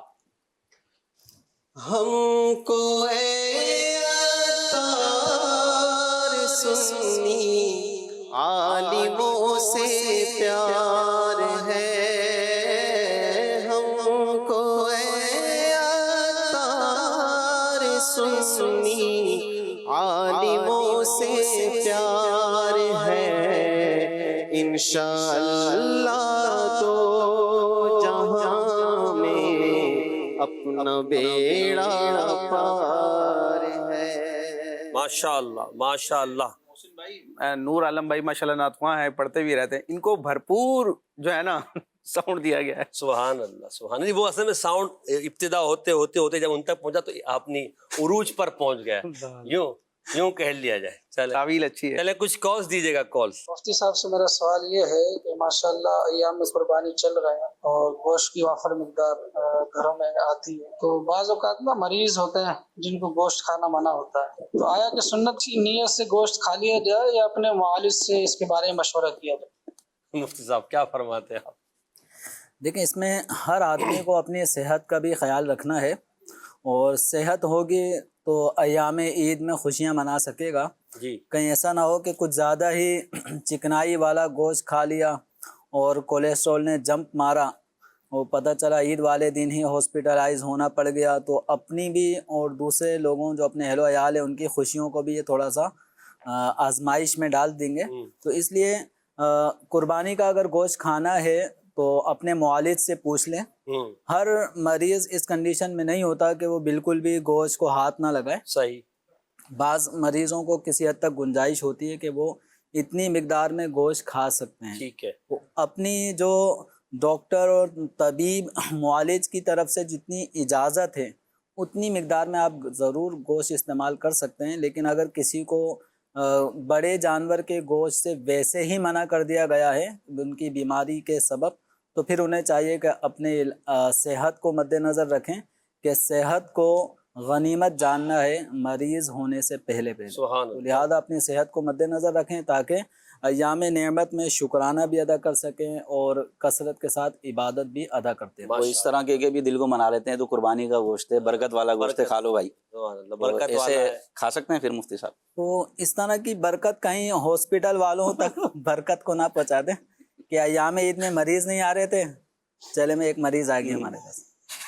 چلے جی، بہت سوال آپ نے ٹائم پر اچھا کیا اور بہت ساروں کو جواب مل گیا ہوگا. آئیے یہ اسی طرح جو شوگر کے پیشنٹ ہوتے ہیں تو وہ کھجور اور شہد کی جو فضیلتیں بیان کی گئی ہیں اس کے فوائد بھی ہیں، تو اس میں بھی یہی چیز دیکھیں گے نا. جی ہاں، تو ہاں جیسے شفا ہے، شہد میں شفا ہے، لیکن شفا کا مطلب ہرگز یہ نہیں ہے کہ ہم ایک گلاس شہد کا لے کر پی لیں کہ میرے یہ مرض کو یہ فائدہ پہنچائے گا. تو شفا کا مطلب یہ ہے کہ اس کو ایک طریقہ کار کے مطابق اگر استعمال کیا جائے گا تو شفا ملے گی. اب وہ طریقہ کار ایک چمچہ شہد بھی ہو سکتا ہے یا چند قطرے شہد بھی ہو سکتا ہے. تو ہر آدمی کو اپنے علاج معالجے کے لیے جو طبیب ماہر طبیب ہے اس سے رجوع ضرور کرنا چاہیے اس طرح کی اشیاء استعمال کرنے سے. ماشاء اللہ. اب ہم شروع کرتے ہیں ایک سیگمنٹ جس میں انشاءاللہ ہم حضرت ابراہیم، حضرت اسماعیل علیہ السلام، حضرت حاجرہ رضی اللہ تعالی عنہ کے تعلق سے کچھ جاننے کی کوشش کریں گے. سیگمنٹ کا نام ہے فرمان الہی بشان حضرت ابراہیم، حضرت اسماعیل اور حضرت حاجرہ رضی اللہ تعالی عنہ. جی ماشاءاللہ. اب یہ اس سیگمنٹ میں آیت مبارکہ آپ کے سامنے نظر آ رہی ہے. یہ آیت مبارکہ ہے، اس کا ترجمہ بھی دکھایا جائے گا. ایسے ہمیں کرنا یہ ہے، ہمارے جو مبلغین ہیں اس آیت مبارکہ کے تعلق سے کچھ گفتگو فرمائیں گے، اور اس میں حضرت ابراہیم علیہ السلام کے حوالے سے جو ارشاد فرمایا گیا ہے، اس آیت کے تحت مفسرین نے کیا ذکر کیا ہے. دوبارہ آیت مبارکہ دکھائیں. یہ آیت، اس کی آواز بھی چلے گی، صرف آیت مبارکہ نظر آئے گی. اچھا، اب اس کا ترجمہ دکھائیے گا ذرا، پھر دوبارہ آیت مبارکہ دکھا دیجیے گا. وَاتَّخَذَ اللَّهُ إِبْرَاهِيمَ خَلِيلًا، یہ آیت مبارکہ ہے. پہلے ہم راشد بھائی کی طرف بڑھتے ہیں. راشد بھائی، اس آیت مبارکہ کے تعلق سے آپ کچھ ارشاد فرمائیں. جی مختصر انشاءاللہ سب سے لیں. اس آیت مبارکہ میں حضرت ابراہیم علیہ السلام کی عظمت کا بیان ہے کہ اللہ تبارک و تعالیٰ کے یہ چنیدہ تھے. ویسے تو اللہ تعالیٰ کا ہر نبی ہی اللہ کا پسندیدہ ہے، لیکن حضرت ابراہیم علیہ السلام کی کئی اسپیشلٹیز ہیں. آپ کو ابو الانبیاء بھی کہا جاتا ہے. آپ کا ایک مقام و مرتبہ یہ ہے کہ آپ علیہ السلام کی دنیا میں تشریف لانے کے بعد اب نبی کریم علیہ السلام تک جتنے انبیاء کرام آئے ہیں سب حضرت ابراہیم علیہ السلام کی اولاد سے ہیں. کیا بات. تو اس لیے ان کو ابو الانبیاء بھی کہا جاتا ہے. رب تبارک و تعالیٰ نے ان کی عظمت کا بیان فرمایا کہ اللہ تعالیٰ نے ابراہیم کو اپنا خلیل بنا لیا. خلیل کا ترجمہ جو کیا جاتا ہے گہرے دوست سے، گہرا دوست بنایا. اور خلیل وہ ہوتا ہے جس کی محبت کامل ہوتی ہے. اور خلت، یہ خلت سے بنا ہے، عربی زبان کا لفظ ہے، اسی سے خلیل ہوتا ہے. خلت کا معنی یہ ہوتا ہے کہ کسی سے اس طرح کی محبت ہو کہ غیر کا تعلق منقطع ہو جائے. تو خصوصی فضل و کرم اللہ تبارک و تعالیٰ کا حضرت ابراہیم علیہ السلام کے شامل حال رہا، اور آپ سے ہی پھر انبیاء کرام کا سلسلہ رہا. پھر اللہ تعالیٰ نے آپ کو کئی اسپیشلٹیز عطا فرمائیں، اور آپ کو وہ شان محبوبیت عطا کی گئی ہے کہ ہر دین ہی میں آپ سے محبت کی جاتی ہے، اور ہر دین کا ماننے والا اپنے آپ کو حضرت ابراہیم علیہ السلام کی طرف منسوب کرتا ہے. لیکن دین ابراہیمی کا جو اصل چہرہ ہے یا اصل تصویر ہے، اور اب روئے زمین پر تا صبح قیامت دین ابراہیمی پر عمل کرنے کا اگر کوئی واحد راہ ہے تو وہ دین محمدی ہے. کیونکہ رب تبارک و تعالیٰ نے دین ابراہیمی کو دین محمدی میں ضم فرمایا ہے. اب اس وقت موجودہ دور میں دین ابراہیمی کی سب سے بہترین اور اصل صورت یہ دین محمدی ہے. آپ کا یہ مقام و مرتبہ ہے. ساتھ میں ایک اور بات عرض کر دوں کہ نبی کریم علیہ السلام جو نبیوں کے سالار ہیں، اللہ تعالیٰ نے آپ علیہ السلام کی ذات کو ایسا بنایا کہ دیگر انبیاء کرام کو جو فضائل کمالات فردن الگ الگ عطا کیے گئے تھے وہ سب نبی کریم علیہ السلام کی تنہا ذات میں رب نے جمع فرمائے. اور اس سے بڑھ کر آپ کو اتنے خصائص، اتنی اسپیشلٹیز عطا کی جن کا کوئی آج تک شمار نہیں کر سکا. تو نبی کریم علیہ السلام کا ایک فرمان ہے مسلم شریف میں کہ رب تبارک و تعالیٰ نے جس طرح ابراہیم علیہ السلام کو اپنا خلیل بنایا، اسی طرح اللہ تبارک و تعالیٰ نے مجھے بھی اپنا خلیل بنایا ہے. یعنی خلیل اللہ ہونا یہ نبی کریم علیہ السلام کے بھی اوصاف میں شامل ہے. اور اس سے بڑھ کر جو ترمذی شریف اور دیگر احادیث کی کتب میں یہ روایت ملتی ہے کہ سرکار فرماتے ہیں میں اللہ کا حبیب ہوں، اللہ نے مجھے اپنا حبیب بھی بنایا ہے، اس پر مجھے کوئی فخر نہیں ہے. تو یہ ابراہیم علیہ السلام کی بھی شان ہے، اور نبی کریم علیہ السلام کا بھی ایک خاص وصف ہے کہ نبی کریم علیہ السلام بھی خلیل اللہ ہے. واہ واہ، بڑی خوبصورت بات. نبی پاک بھی خلیل اللہ ہیں. غلام محی الدین بھائی، واتخذ اللہ ابراہیم خلیلا. جی، اللہ نے ابراہیم کو خلیل بنایا، یعنی گہرا دوست بنایا. تو جیسا کہ بیان فرمایا تقریباً آپ نے اس آیت مبارکہ کے تعلق سے ہمارے راشد بھائی نے بیان کر دیا. یہاں پر میں یہ کہنا چاہوں گا کہ حضرت ابراہیم علیہ السلام کو اللہ نے اپنا خلیل بنایا، یعنی گہرا دوست، اور بہت سے معجزات اور بہت سی عزتیں اور شرف آپ کو عطا فرمایا. تو ایک مرتبہ فرشتے حاضر ہوئے تو حضرت ابراہیم علیہ السلام کو یہ خوشخبری دی کہ اللہ نے آپ کو اپنا گہرا دوست بنا لیا، اپنا خلیل بنا لیا.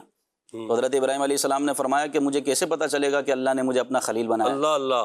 تو حضرت ابراہیم علیہ السلام کو فرشتوں نے عرض کی کہ آپ اللہ سے دعا کریں، اللہ آپ کی دعا قبول فرمائے. سبحان اللہ. تو یہ آپ کے خلیل اللہ ہونے کی علامت ہے. واہ واہ. تو پھر آپ نے یہ دعا کی کہ وَإِذْ قَالَ إِبْرَاهِيمُ رَبِّ أَرِنِي كَيْفَ تُحْيِي الْمَوْتَىٰ. اس طرح کی آیت مبارکہ ہے کہ اے اللہ میں دیکھنا چاہتا ہوں، مجھے دکھا کہ تم مردوں کو کیسے زندہ کرتا ہے. وہ پورا واقعہ ہے. وہ آپ کا یقین تو تھا، لیکن آپ اپنی آنکھوں سے مردوں کو زندہ ہوتے ہوئے دیکھنا چاہتے تھے کہ اللہ تعالیٰ مردوں کو زندہ کیسے کرے گا. تو پھر آپ کو اللہ تبارک و تعالیٰ کی طرف سے فرمایا گیا کہ 4 پرندوں کو لو اور ان کو ذبح کرو، ان کی گردن اپنے پاس رکھ لو، ان کو مکس کر کے ان کا گوشت بنا کر مختلف پہاڑوں پر رکھ آؤ اور دور سے جا کر ان کو پکارو. اللہ اللہ. تو آپ جب ان کو پکاریں گے تو وہ آپ کی طرف دوڑتے ہوئے آئیں سبحان گے. 3 کا سایہ. تو آپ نے ایسا ہی کیا، تو آپ نے اپنی آنکھوں سے ان کو زندہ ہوتے ہوئے دیکھا.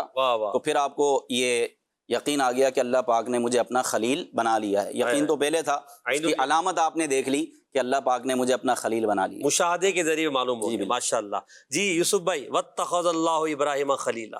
اللہ تعالیٰ نے حضرت ابراہیم علیہ السلام کو اپنا خلیل بنایا. کیوں بنایا؟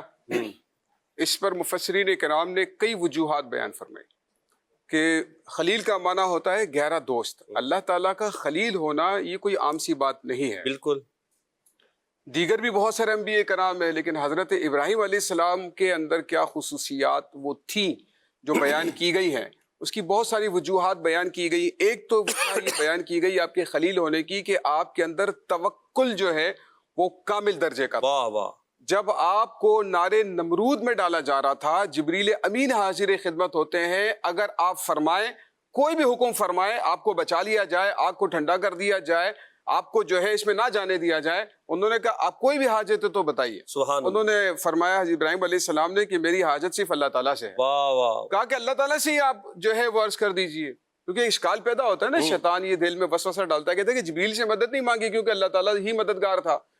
تو آپ نے اللہ تعالیٰ سے بھی نہیں مانگا. اللہ. آپ نے فرمایا کہ جس نے مجھے اس آزمائش میں مبتلا کیا ہے وہ میرے حال کو بہتر جانتا ہے. وہ جانتا ہے خلیل کس حال میں ہے. میں صرف مانگوں گا. چنانچہ آپ کا توکل کامل تھا. نتیجہ کیا نکلا؟ یا نار کونی برداً وسلاما علی ابراہیم. اور اس کے بعد دوسرا جو بہت بڑا آپ کا وصف بیان کیا گیا ہے، عبادت سے بہت محبت کیا کرتے تھے. نماز پڑھا کرتے تھے، اللہ تعالیٰ کی بارگاہ میں عرض کرتے تھے یا اللہ میرے سوا تیری عبادت کرنے والا روئے زمین پر مجھے کوئی دکھائی نہیں دیتا. چنانچہ اللہ تعالیٰ فرشتوں کو بھیجتا تھا جو آپ کے ساتھ مل کر نماز پڑھا کرتے تھے. اتنا زیادہ پڑھا کرتے. بہت بڑا وصف آپ کا خلت کا. اللہ تعالیٰ کے خلیل ہونے کی جو وجہ بیان کی گئی، آپ بہت سخی تھے، مہمان نواز تھے، اور مہمان نوازی شروع ہی آپ نے کی. مہمان نوازی کی ابتدا آپ نے فرمائی تھی، اور آپ کی مہمان نوازی پر باقاعدہ ایک طویل گفتگو ہے. اور آپ سخی بہت زیادہ تھے، سخاوت فرمایا کرتے تھے. مہمان نوازی ایسی تھی کہ بغیر مہمان کے کبھی کھانا نہیں کھاتے تھے. ایک ایک میل دور جاتے تھے، مہمانوں کو ڈھونڈ ڈھونڈ کر لاتے تھے اور کھانا کھلایا. سبحان اللہ. تو آپ کی خلت، اللہ تعالیٰ کے خلیل ہونے کی جو وجوہات بیان کی گئی ہے، ہمیں غور کرنا چاہیے. اللہ تعالیٰ کے پسندیدہ اوصاف ہیں، ہمیں بھی اس سے برکت حاصل. ماشاءاللہ. بہت خوبصورت بات. ان 3 اوصاف 4 اوصاف کو ہمیں سمجھنا، اور کیونکہ یہ ایام ان کی یاد ہے تو ان کے اوصاف پر ہمیں عمل بھی تو کرنا ہے نا، اور یہ نیت کر لیں کہ انشاءاللہ ان اوصاف کو ہمیں اپنانا ہے. جی فیضان بھائی، واتخذ اللہ ابراہیم خلیلا. اللہ نے حضرت ابراہیم کو اپنا خلیل بنایا. کیا فرماتے ہیں؟ اللہ تعالیٰ نے حضرت ابراہیم علیہ السلام کو اپنا جو ہے وہ خلیل بنایا. تو علماء کرام نے اس کے بارے میں ارشاد فرمایا کہ اللہ تعالیٰ نے حضور صلی اللہ تعالیٰ علیہ وآلہ وسلم کو انبیاء کرام کے جو بھی کمالات تھے، جو بھی اللہ تعالیٰ نے دیگر انبیاء کرام کو معجزات عطا فرمائے تھے، وہ سب کے سب اللہ تعالیٰ نے حضور صلی اللہ علیہ وآلہ وسلم میں جمع فرما دیے تھے. اور حضور صلی اللہ تعالیٰ علیہ وآلہ وسلم نے بھی ارشاد فرمایا کہ جس طرح اللہ تعالیٰ نے ابراہیم علیہ السلام کو اپنا خلیل بنایا، ایسے ہی اللہ تعالیٰ نے مجھے بھی جو ہے وہ اپنا خلیل بنایا. اب آگے مفسرین نے ارشاد فرمایا کہ خلیل بنایا، اور اس کے ساتھ ساتھ حضور صلی اللہ علیہ وسلم میں یہ ایڈیشن تھا کہ حضور صلی اللہ علیہ وسلم کو اللہ تعالیٰ نے اپنا حبیب بھی بنایا تھا. اب خلیل اور حبیب کے درمیان فرق کیا ہوتا ہے تو وہ چند سماعت کرتے ہیں. تو بزرگان دین نے فرمایا کہ حضرت ابراہیم علیہ السلام نے قیامت کے دن رسوائی سے بچنے کی دعا مانگی، جبکہ اللہ تعالیٰ نے خود اپنے حبیب صلی اللہ علیہ وسلم اور ان کے صدقے ان کے صحابہ رضی اللہ تعالیٰ عنہم کو قیامت کی رسوائی سے بچانے کا مژدہ سنایا. تو یہ خلیل اور حبیب میں فرق. اسی طرح حضرت ابراہیم علیہ السلام نے رب تعالیٰ سے ملاقات کی تمنا کی، جبکہ اللہ تعالیٰ نے اپنے حبیب صلی اللہ علیہ وآلہ وسلم کو خود بلا کر شرف ملاقات سے سرفراز فرمایا. کیا بات ہے. حضرت ابراہیم علیہ السلام نے ہدایت کی آرزو فرمائی، جبکہ حبیب صلی اللہ علیہ وآلہ وسلم سے خود اللہ تعالیٰ نے ارشاد فرمایا کہ اور تمہیں اللہ تعالیٰ سیدھی راہ دکھا دے. اللہ اللہ. تو یہ خلیل اور حبیب میں فرق.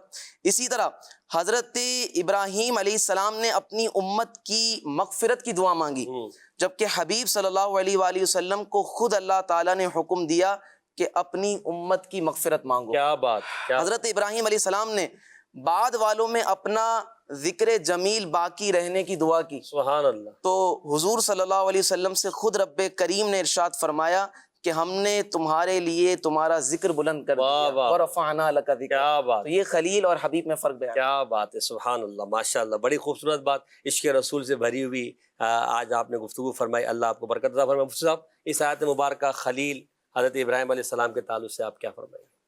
واتخذ اللہ ابراہیم خلیلا، اللہ تبارک و تعالیٰ نے ابراہیم علیہ السلام کو اپنا گہرا دوست بنا لیا.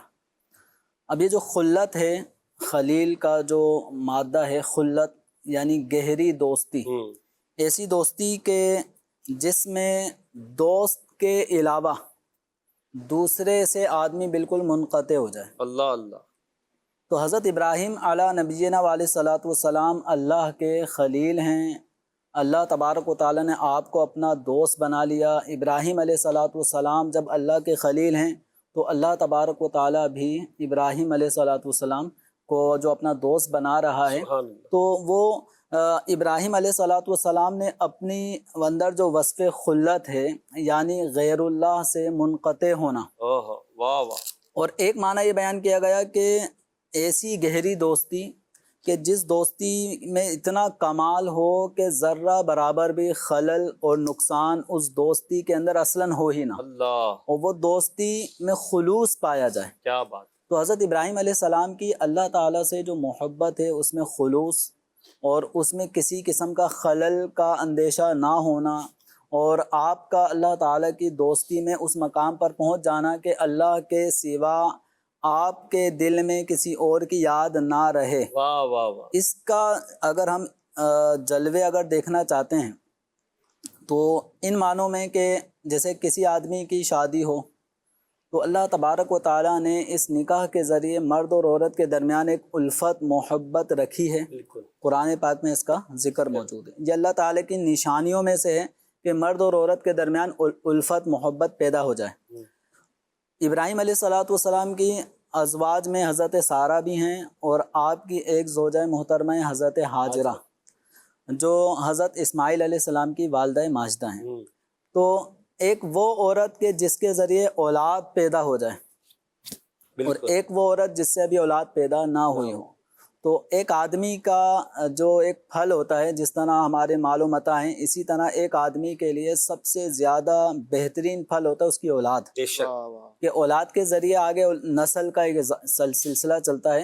تو ابراہیم علیہ صلاۃ والسلام کو آپ کی ایک دوسری زوجہ محترمہ حضرت ہاجرہ سے ایک نعمت اولاد کی صورت میں اسماعیل علیہ السلام کی صورت میں ملی.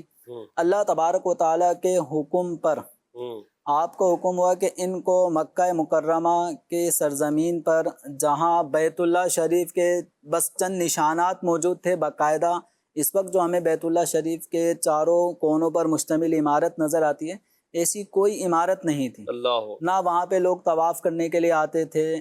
بس وہ طوفان نوح کے بعد جو مختلف چیزیں ڈیمیج ہوئی تھی تو وہاں در و دیوار کعبہ بھی متاثر ہوئے تھے، بس نشانات باقی تھے. ان نشانات کے قریب ایک درخت تھا. اس درخت کے سائے میں حضرت ہاجرہ کو حضرت اسماعیل علیہ السلام جو ابھی نو مولود دودھ پیتے بچے ہیں، ان کو چھوڑ کر جا رہے ہیں. کس کے حکم پر؟ اللہ کے. یعنی ایک فطری طور پہ دیکھیں تو ایک آدمی جس کی اولاد ایک بیوی سے پیدا ہوئی ہے، وہ بھی ایک بڑی عمر میں، بڑی عمر، تقریباً آپ کی عمر کوئی 90 سال کے لگ بھگ ہو چکی تھی تب اسماعیل علیہ السلام پیدا ہوئے تھے. تو ایک اللہ کے حکم پر بیوی کو اور بچے کو چھوڑ دینا. اب یہ بھی اللہ تعالیٰ سے سوال نہ کرنا کہ یا اللہ پھر ان کا کیا بنے گا، یا اللہ اتنا سخت حکم میرے لیے نہ دے، اتنی عمر میں ایک بیٹا ملا ہے. لیکن آپ کی محبت اللہ تعالیٰ کے لیے اتنی کامل تھی کہ اللہ کے ایک حکم آنے پر آپ نے اپنی اہلیہ بما اولاد نرینہ صالحہ جو آپ نے مانگی تھی، ان کو مکے کی بیابان جگہ پہ چھوڑ آتے ہیں. ہاں اللہ تعالیٰ سے ایک دعا یہ کرتے ہیں ربنا انی اسکنت من ذریتی بواد غیر ذی زرع عند بیتک المحرم، کہ میں بالکل بے آب و گیا بغیر کھیتی والی جگہ پر اپنی اولاد کو تیرے بیت اللہ کے قریب چھوڑ آیا ہوں، لوگوں کے دل ان کی طرف پھیر سبحان اللہ، اور پھلوں کو ان کو عطا فرما۔ اللہ تو اللہ تعالیٰ کے حکم پر اولاد کو چھوڑ آنا اور بظاہر ان سے اپنا سلسلہ منقطع کرنا ایک طرح سے، واپسی چلا جانا، پھر واپسی چلے جانا۔ اچھا اسی طرح جو مرادوں سے ایک اولاد حاصل ہوئی اور وہ بھی ولد صالح، ہائے ہائے، ایسا ولد صالح کہ جو آگے چل کر نبی کریم صلی اللہ علیہ وسلم کے جد امجد بنے حضرت سبحان اللہ، اسماعیل علیہ السلام، سبحان اللہ، جب وہ 13 سال کے قریب ہو گئے، اور 13 سال کی عمر میں جو بچے ہوتے ہیں وہ باپ کے بہت سارے کام کاج میں ہاتھ بٹاتے ہیں، بالکل بٹاتے ہیں، اور حضرت ابراہیم علیہ السلام کی عمر اب 100 سال سے اوپر ہو چکی ہے۔ سبحان اللہ، دینی دنیاوی معاملات میں حضرت اسماعیل علیہ السلام ان کے ساتھ نبھا رہے ہیں، ہاتھ بٹا رہے ہیں، تو اب اللہ تعالیٰ کی طرف سے حکم ہوا ذبح اسماعیل علیہ السلام، اللہ اللہ، خواب میں دکھایا جا رہا ہے۔ تو وہ اولاد جو ابھی ایک ہی ہے، ہائے ہائے، ابھی دوسری اولاد کا تو کوئی چانس بظاہر نظر نہیں آ رہا، سبحان اللہ، اور حضرت سارہ کی عمر حضرت حاجرہ سے بھی زیادہ ہے اللہ اللہ، جو پہلی بیوی ہیں۔ تو اب اپنے ہاتھوں سے اپنے بیٹے اسماعیل کو ذبح کرنا، ہائے ہائے، یہ حضرت ابراہیم علیہ السلام کا اتنا بڑا امتحان تھا کیا بات، کہ قرآن پاک نے اس کو واضح طور پہ کہا ان ھذا لہو البلاء المبین۔ ہائے ہائے، یہ حضرت اسماعیل علیہ السلام کو ذبح کا حکم دینا یہ بہت بڑی واضح ایک آزمائش تھی، اور قد صدقت الرؤیا کا آپ کو لقب بھی آپ کو خطاب کیا گیا کہ آپ نے اپنے خواب کو سچا کر دکھایا۔ کیا بات ہے، تو کیا بات، اولاد جو دل کا پھل ہے، آدمی مال دے کر بھی اپنی اولاد کو بچاتا ہے، بے شک، جیسے اغوا ہونے والے بچوں کو اغوا کیوں کیا جاتا ہے؟ مال کے لیے، مال کی وجہ سے۔ ایک آدمی کروڑوں روپے دے کر بھی اپنے بچے کو بچاتا ہے۔ بے شک، یہ مال تو جانے آنے والی چیز ہے، اولاد نہیں۔ سبحان اللہ، ابراہیم علیہ السلام کو آپ نے مال بھی قربان کیا، اہلیہ بھی ایک طرح سے قربان کی کہ اللہ کے حکم پہ ان کو چھوڑا، اور تیسرا یہ جو اتنا بڑا امتحان تھا کہ اپنے اولاد کو ذبح کرنا، تو یہ بھی اللہ تعالیٰ کے حکم پر سبحان کہ اللہ، اللہ تعالیٰ نے اولاد دی، اب وہی لے رہا ہے۔ تو ایک اس میں علماء نے ذبح اسماعیل علیہ السلام میں کا حکم میں ایک حکمت یہ بیان کی تھی کہ ابراہیم علیہ السلام جو اللہ تعالیٰ سے اتنی محبت کرتے ہیں، اللہ، ان کے دل میں جب اسماعیل علیہ السلام کی تقوی، پرہیزگاری، دینی دنیاوی معاملات میں وہ ابراہیم علیہ السلام کے مکمل چاہت کے مطابق عمل کر رہے ہیں، واہ، تو کہیں اسماعیل کی محبت ابراہیم علیہ السلام کے دل میں یاد الہی کے ساتھ شریک تو نہیں ہو رہی؟ اللہ اللہ، تو انہی کو ذبح کرنے کا حکم دیا گیا تاکہ یاد الہی، بس یاد الہی ہی دل میں رہے، سبحان اور اللہ، ابراہیم علیہ السلام اس میں بھی پورے اترے۔ کیا بات، وَاتَّخَذَ اللَّهُ إِبْرَاهِيمَ خَلِيلًا، اللہ تعالیٰ نے ابراہیم علیہ السلام کو گہرا دوست بنایا، اور آپ نے اپنے اس گہرے دوست ہونے کا حق بھی ادا کیا کیا۔ بات ہے، وَإِبْرَاهِيمَ الَّذِي وَفَّى، وفا، اور ابراہیم علیہ السلام نے اللہ تعالیٰ سے جو ایک دوست کے لیے وفائیں ہوتی ہیں وہ پوری وہ کی، ساری کی ساری پوری کی۔ سبحان اللہ، کیا بات ہے، اللہ ہمیں ایسی محبت عطا فرما دے، اور ہمیں بھی حضرت ابراہیم علیہ السلام کے نقش قدم پر چلنے کی توفیق عطا فرمائے۔ بڑی خوبصورت اور یعنی دل پذیر گفتگو مفتی صاحب نے فرمائی ہے، مزہ آ گیا ماشاءاللہ۔ نور عالم بھائی آپ بھی خاموش بیٹھے، خلیل پر کوئی شعر پڑھیں طرز میں، پھر اس کے بعد حبیب پر بھی ایک شعر پڑھنا ہے، پھر اگلی آیت کی طرف چلیں گے، تھوڑا سا ماحول کو بھی تھوڑا گرمائیں نا۔ مفتی صاحب کی گفتگو پر یہ جملہ بنتا ہے کہ ہا قضا یم بغت تقریر، واہ واہ واہ واہ، ترجمہ بھی بتا دیں تاکہ تقریر ایسی ہوتی ہے۔ سبحان اللہ، سبحان اللہ، جی، خلیل و نجی مسیح و صفی سبھی سے کہیں کہیں بھی بنی،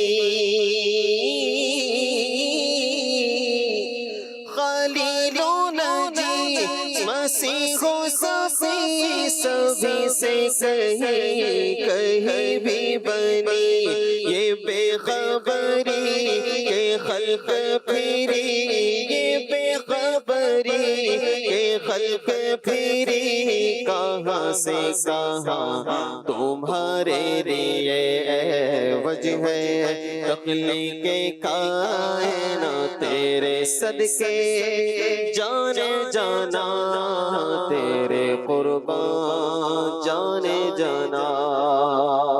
ایک منٹ، حبیب پہ بھی شعر سنیں گے آپ، خلیل و نجی صفی و مسیح۔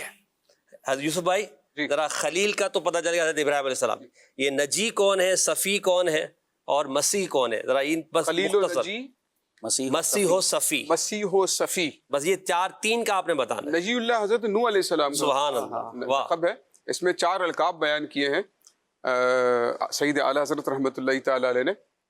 تو حضرت ابراہیم علیہ السلام کا وصف بیان کیا ہے، آپ کا لقب بیان کیا ہے، حضرت نوح علیہ السلام کا، پھر صفی اللہ حضرت آدم علیہ السلام کا لقب ہے، اور مسیح حضرت عیسیٰ علیہ السلام کا لقب۔ یہ قیامت کے دن جب پبلک، عوام، لوگ تمام انبیاء کرام کی بارگاہ میں اپنی تکالیف، مشقت، پریشانیوں سے بیزار ہو کر حاضر خدمت ہوں گے، حضرت آدم علیہ السلام نور کے منبر پر جلوہ فرما ہوں گے سبز کلر کا جبہ پہن کر، سبحان اللہ، حضرت آدم علیہ السلام کی خدمت میں حاضر خدمت ہوں گے، عرض کریں گے کہ حضور آپ ہماری تکلیف دیکھ رہے ہیں، مشقت دیکھ رہے ہیں، تو اللہ تعالیٰ کی بارگاہ میں کچھ سفارش کر دیں، اللہ تعالیٰ ہماری اس مشکل کو حل کر دے، آپ تو ابو البشر ہیں اور اللہ رب العزت ضرور آپ کی سفارش قبول کرے گا، آپ ہماری مشقت تکلیف کو دیکھ رہے ہیں، ہم بڑے پریشان ہیں، ہمیں سے نجات دلوائیے۔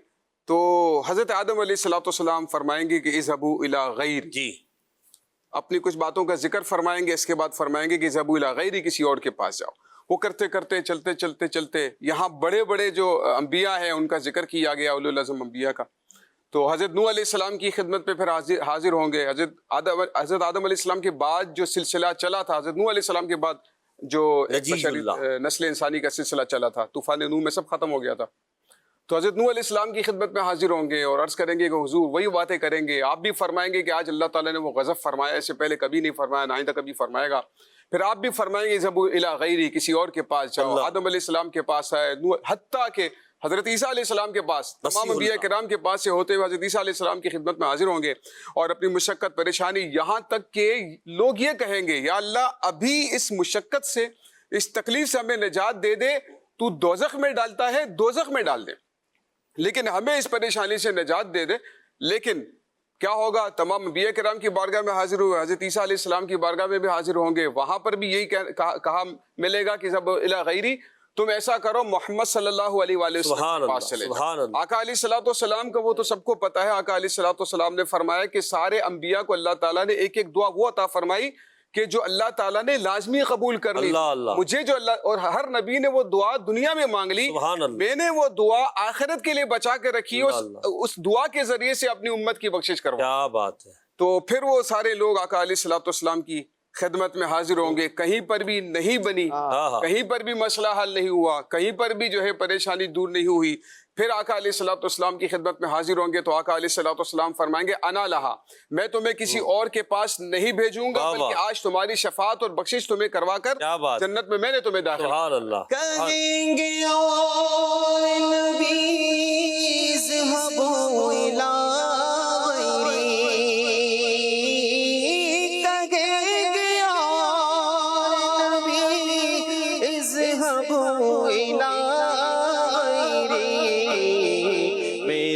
حضور کے لب پر انا لہا ہوگا،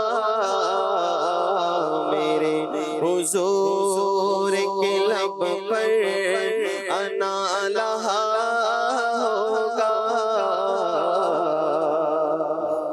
کچھ اشعار سنانا چاہوں گا جو میدان محشر میں کیفیت ہوگی، اللہ پاک نصیب فرمائے۔ اہل محشر ہو اتنے کیوں مایوس، آسیوں کا ہے آسرا کوئی، اذن مولا سے اہل محشر کو کہہ رہا ہے انا لہا کوئی۔ انا للشفاع، میں شفاعت کے لیے ہوں، ذل رحمت کرے گا محشر میں، تھام کر ہاتھ میں لوا کوئی، وزن اعمال سے نہ گھبراؤ، پیش میزان ہے کھڑا کوئی، آسیوں آؤ پل کو پار کرو، رب سلم ہے کہہ رہا کوئی، سبحان اللہ، کر کے رب سے شفاعت امت، دار جنت دلائے گا کوئی۔ کیا بات ہے، کیا بات ہے! خلیل و نجی والا شعر دوبارہ پڑھے نا۔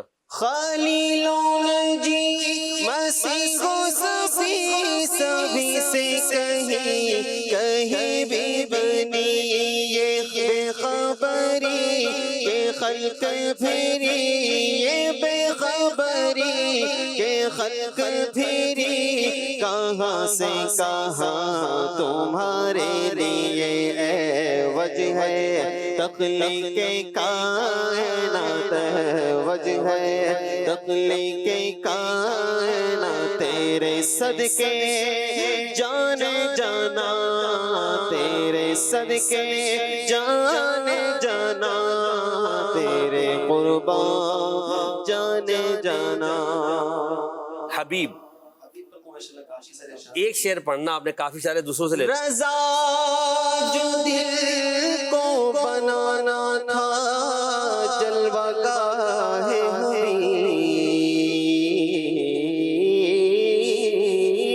حبیب رضا جو دل کو بنانا تھا جلوہ گاہ حبیب تو پیارے قید خودی سے رہیدہ ہونا تھا تو پیارے قید خودی سے رہیدہ ہونا تھا.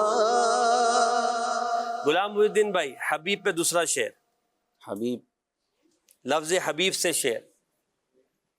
سرچ کر حبیب درمیان میں آ سکتا ہے. یہاں بھلے شروع میں، درمیان میں، آخر میں. جب الحبیب الذی ترجى شفاعته هو الحبیب الذی ترجى شفاعته لكل هول من الأحوال مقتحم. کیا بات ہے. صلی وسلم دائما ابدا علی حبیبک خیر الخلق کلی. ناظرین، حبیب سے آپ بھی شعر سوچے کیا ہو سکتا اور پھر اپنے ذہن میں لا کر پڑھے بھی. فیضان بھائی حبیب. میں تو مالک ہی کہوں گا کہ ہو مالک کے حبیب. میں تو مالک ہی کہوں گا کہ ہو مالک کے حبیب. یعنی محبوب و محب میں نہیں میرا تیرا. یعنی محبوب و محب میں نہیں میرا تیرا. واہ کیا جو دو کرم ہے شہ بطحا تیرا. نہیں سنتا ہی نہیں مانگنے والا تیرا. کیا مفتی صاحب مائک دینا، مفتی صاحب کو حبیب سے شعر پڑھیں گے. اعلیٰ حضرت رحمۃ اللہ علیہ کا شعر ہے. حق تمہیں فرما چکا اپنا حبیب، اب شفاعت بالمحبت کیجیے. اذن کب کا مل چکا اب تو حضور، ہم غریبوں کی شفاعت کیجیے. اوکے کہ مناسبت سے شعر ہے. سبحان اللہ، دونوں اشعار. جی راشد بھائی حبیب. فرمائیں گے. بالکل بالکل، مائک لیجیے آپ. ماشاءاللہ. اعلیٰ حضرت کا وہ شعر جو عموماً اتنا پڑھا نہیں جاتا. جی. نور الہ کیا ہے محبت حبیب کی. نور الہ کیا ہے محبت حبیب کی. جس دل میں یہ نہ ہو وہ جگہ خون کو خر کی ہے. جس دل میں یہ نہ ہو وہ جگہ خون کو خر کی ہے. یعنی نور نور الہی کیا ہے؟ یہ محبت حبیب کا نام ہے. مائک ہٹا کر تشریح. نبی کریم علیہ الصلوۃ والسلام کی محبت یہ نور الہی کا دوسرا نام ہے. اور جس دل میں محبت الہی نہ ہو، یہ نور الہی نہ ہو، تو پھر اس دل میں وحشی جانور رہ سکتے ہیں. خوک و خر کی ہے. نور الہ کیا ہے محبت حبیب کی. ایک ہی مصرے میں سوال بھی ہے، جواب بھی ہے. نور الہ کیا ہے محبت حبیب کی. ارے جس دل میں یہ نہ ہو وہ جگہ خوک و خر کی ہے. جس دل میں یہ نہ ہو وہ جگہ خوک و خر کی ہے. جی یوسف بھائی آخری شعر حبیب سے آپ نے پڑھنا ہے. سبحان اللہ. آج تو سب تیار ہے، کوئی منع ہی نہیں کر رہا. مزہ آ گیا جی. سبحان اللہ. حبیب خدا کا نظارہ کروں میں، دل و جان ان پر نثارہ کروں میں. حبیب خدا کا نظارہ کروں میں. یہ ایک جان کیا ہے اگر ہو کروڑوں، تیرے نام پر سب کو وارا کروں میں. تیرے نام پر سب کو وارا کروں. سبحان اللہ. اب اگلی آیت مبارکہ دکھائیے گا، اور کچھ آیت مبارکہ میں گفتگو کریں گے اور ایک سیگمنٹ مزید بھی شامل کریں گے. جی دکھائیے اگلی آیت. وَإِذِ ابْتَلَىٰ إِبْرَاهِيمَ رَبُّهُ بِكَلِمَاتٍ فَأَتَمَّهُنَّ قَالَ إِنِّي جَاعِلُكَ لِلنَّاسِ إِمَامًا قَالَ وَمِن ذُرِّيَّتِي قَالَ لَا يَنَالُ عَهْدِ الظَّالِمِينَ. مفتی صاحب آیت مبارکہ کا ترجمہ آپ ہی بیان فرما دیں. اس آیت کریمہ میں اللہ تعالیٰ ارشاد فرماتا ہے، اور یاد کرو جب ابراہیم کو اس کے رب نے چند باتوں کے ذریعے آزمایا تو اس نے انہیں پورا کر دیا. اللہ نے فرمایا کہ میں تمہیں لوگوں کا پیشوا بنانے والا ہوں. ابراہیم نے عرض کی اور میری اولاد سے بھی. واہ. فرمایا میرا عہد ظالموں کو نہیں پہنچتا. کیا بات ہے، کیا بات. مفتی صاحب آیت مبارکہ تو ہو گئی، اب اس آیت مبارکہ کے تحت کچھ گفتگو آپ ارشاد فرمائیں تاکہ تمام مبلغین سے گفتگو اس پر ہو جائے. جہاں اللہ تبارک و تعالیٰ نے ابراہیم علیہ نبینا علیہ صلاۃ والسلام کو چند باتوں کے ذریعے آپ کے ابتلا اور آپ کے امتحان کا ذکر فرمایا. تو وہ امتحانات کون سے تھے؟ وہ کلمات سے مراد وہ احکامات اللہ تعالیٰ کی طرف سے آپ کو کون سے ملے تھے؟ تو ان میں حضرت ابراہیم علیہ صلاۃ والسلام کا اپنی اولاد کو اللہ یعنی حضرت اسماعیل علیہ السلام کو ذبح کرنے کا حکم ملا. حضرت ابراہیم علیہ السلام کو ہجرت کا حکم ملا. جی حضرت ابراہیم علیہ صلاۃ والسلام چونکہ مصر میں تھے، آپ کو فلسطین کی طرف جانے کا، ہجرت کرنے کا آپ کو حکم ہوا تھا. آپ نے اس ہجرت پہ عمل کیا، حکم الہی کی تعمیل کی. اپنی اہلیہ اور اپنے بیٹے کو مکہ کی سرزمین پر چھوڑ کر آنے کا حکم ہوا، آپ وہ بھی کر آئے. سبحان اللہ. تو ابراہیم علیہ نبینا علیہ صلاۃ والسلام نے ان تمام احکامات کو فَأَتَمَّهُنَّ پورا فرما دیا تھا. اب اللہ تعالیٰ نے ابراہیم علیہ صلاۃ والسلام کو جو ہر امتحان میں آگے سے آگے پیش رہے اور ذرہ برابر بھی ہچکچاہٹ جس کو کہتے ہیں نہ ہوئی، وہ آپ نے حکم الہی کی تعمیل میں جب نہیں کی، اللہ تعالیٰ نے آپ کو یہ انعام عطا فرمایا. قَالَ إِنِّي جَاعِلُكَ لِلنَّاسِ إِمَامًا. تو اللہ تعالیٰ نے فرمایا یہ آپ کو ایک اعزاز عطا فرماتے ہوئے کہ ہم تمام لوگوں کے لیے آپ کو امام بنانے والے ہیں، پیشوا بنانے والے ہیں، مقتدا بنانے والے ہیں. تو ابراہیم علیہ نبینا علیہ صلاۃ والسلام کو ایک شرف اللہ تعالیٰ عطا فرما رہا ہے.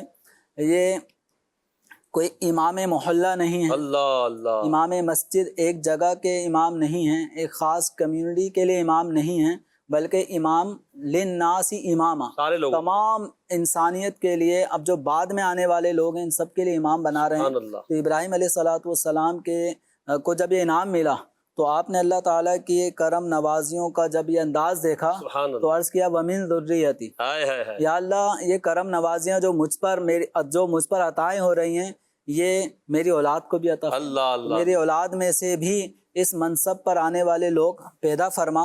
قال لا ینال عہد الظالمین، تو اللہ تعالیٰ نے ارشاد فرمایا کہ میرا یہ عہد، یعنی یہ جو منصب دینا ہے، یہ لا ینال عہد الظالمین، میرا یہ عہد ظالموں کو، فاسقوں کو نہیں ملے گا۔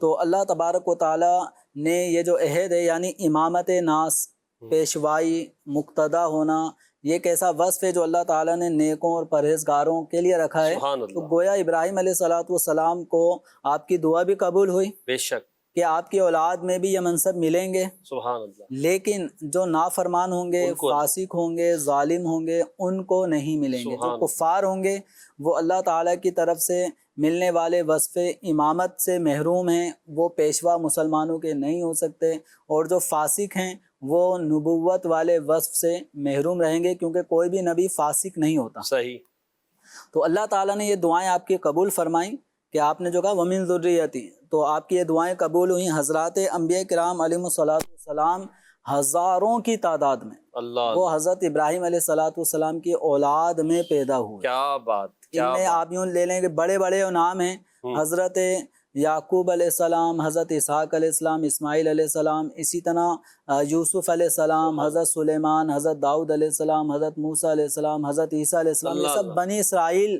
والے انبیاء ہیں۔ کیا بات، تو یعنی یعقوب علیہ السلام، ان کا ایک لقب تھا اسرائیل، یعنی اللہ کا بندہ۔ ان کے 12 بیٹوں کو اللہ تعالیٰ نے ایسی برکت دی کہ ان کے 12 بیٹوں میں خود یوسف علیہ السلام تو نبی ہیں ہی، اور بقیہ 11 بیٹوں کے بارے میں بھی ایک روایت ہے کہ وہ انبیاء ہوئے، لیکن ان کی اولادوں میں جو بنی اسرائیل 12 قبیلے حضرت موسیٰ علیہ السلام کے دور میں تھے، تو وہ ان کی 12 اولادیں تھیں۔ اللہ اللہ، تو ایسی اللہ تعالیٰ نے برکتیں عطا فرمائیں۔ اور یہاں جو آپ نے کہا اللہ تعالیٰ نے آپ کے کو امام الناس بنا دیا، تو آپ نے جو کہا کہ میری اولاد میں سے بھی، تو اللہ تعالیٰ نے حضرت اسماعیل علیہ السلام کی اولاد میں سرکار دو عالم صلی اللہ علیہ وسلم کو پیدا فرمایا، اور آپ صلی اللہ علیہ وسلم کی نبوت تو بالکل عام ہے، واہ واہ واہ، آپ کی للناس، امامت تو تمام لوگوں کے لیے عام ہے۔ سبحان اللہ تعالیٰ نے آپ صلی اللہ علیہ وسلم کو ہر انسان کے لیے اللہ تعالیٰ نے نبی اور رسول بنا کر کیا بھیجا بات، ہے۔ کیا تو اللہ تعالیٰ نے ابراہیم علیہ السلام کی دعا کو قبول کیا بات، فرمایا۔ سبحان اور اس میں ایک چیز یہ بھی ہے کہ آدمی کو چاہیے کہ اپنی خیر و بھلائی کے ساتھ ساتھ اپنی اولاد کے لیے بھی خیر و بھلائی ماشاء طلب کیا اللہ، کرے۔ یہ بڑا خوبصورت پوائنٹ ہے۔ اپنی اولاد کے لیے دعا مانگے تو اپنی اولاد کے لیے بھی مانگے، بھائی بہنوں کے لیے مانگے، اللہ سے مانگے، اللہ دینے والا ہے۔ راشد بھائی، یہ آیت مبارکہ جو ابھی مفتی صاحب نے بیان فرمایا، اس پر آپ کچھ ارشاد فرمائیں۔ جی، یہ ابتلا کے جو کلمات ارشاد فرمائے گئے کہ اللہ تبارک و تعالیٰ نے ابراہیم علیہ السلام کو چند باتوں کے ساتھ آزمائش میں مبتلا فرمایا۔ تو ابتلا اور آزمائش اللہ تعالیٰ کی طرف سے کیا ہوتی ہے؟ آزمائش یہ ہوتی ہے کہ اللہ تبارک و تعالیٰ اپنے کسی بندے کو کچھ احکامات اس پر لازم کرتا ہے، پابندیاں لازم کرتا ہے، تاکہ دوسروں کے سامنے اس شخص کے کھڑے یا کھوٹے ہونے کو ظاہر کیا جائے۔ صحیح، یعنی اللہ تبارک و تعالیٰ اپنے خاص بندے کا مقام جب دوسروں پر ظاہر فرمانا چاہتا ہے تو اس اپنے خاص بندے پر کچھ احکام لازم کرتا ہے، وہ اس کی بجا آوری کرتا ہے، تو دنیا اور آخرت میں پھر اللہ تبارک و تعالیٰ اس کو انعامات عطا فرماتا ہے۔ یہاں اماماً جو ذکر کیا گیا تو یہاں علماء مفسرین بیان کرتے ہیں کہ اس سے مراد نبوت نہیں ہے، کیونکہ نبی تو آپ پہلے سے تھے، تو یہاں قدوۃ فی الدین مراد ہے، یعنی کہ دینی پیشوائی مراد ہے، اور ہر دین میں آپ کے بعد جتنے بھی ادیان آئے تو ان تمام ہی میں آپ کو پیشوائی حاصل رہی۔ دین محمدی میں بھی آپ جو ہے وہ ایک نمونہ معیار ہیں، اور دین ابراہیمی اور فطرت، اور جب بھی نبی کریم علیہ السلام سنت کی فطرت کی بات فرماتے ہیں تو ابراہیم علیہ السلام کو بطور حوالہ پیش کرتے ہیں۔ سبحان اللہ۔ اختتام پر جو کلمات ہیں ان پر میں ایک بات عرض کرنا چاہوں گا کہ ابراہیم علیہ السلام نے اپنی اولاد کے لیے خواہش ظاہر فرمائی کہ میری اولاد کو بھی یہ انعامات عطا کیے جائیں، تو رب تبارک و تعالیٰ نے فرمایا کہ ظالم کو میرا عہد، میرا یہ انعامات نہیں پہنچتے۔ تو پتہ چلا کہ اگرچہ آباء و اجداد اعلیٰ مرتبے والے ہوں، لیکن بندہ اگر خود مومن نہیں ہے، رب تبارک و تعالیٰ کا معاذ اللہ نافرمان ہے، اور ظلم کی اس کیٹیگری میں شامل ہو چکا ہے کہ جس میں بندے کا جو ایک سلسلہ نسب ہوتا ہے وہ بھی ختم ہو جاتا ہے، تو پھر اگرچہ آباء و اجداد بڑے ہوں، بندے کو فائدہ نہیں ہوگا۔ تو ایمان ہوگا، صحیح العقیدہ بندہ ہوگا تو بڑوں کی اس کو فضیلت پہنچے گی۔ ڈاکٹر اقبال کا یہاں شعر میں بیان کرنا چاہوں گا کہ باپ کا علم نہ بیٹے کو اگر ازبر ہو، یعنی باپ تو بڑا علم و فضل کا مطلب ایک بہت بڑا شاہکار تھا، لیکن اولاد جو ہے وہ نکمی ہے، اس کو کچھ نہیں آتا، تو صرف یہ فخر کرنے سے کچھ نہیں ہوگا، میرا باپ بڑا تھا، ہاں، بلکہ آباء و اجداد کے رستے پر بھی چلنا ہوگا۔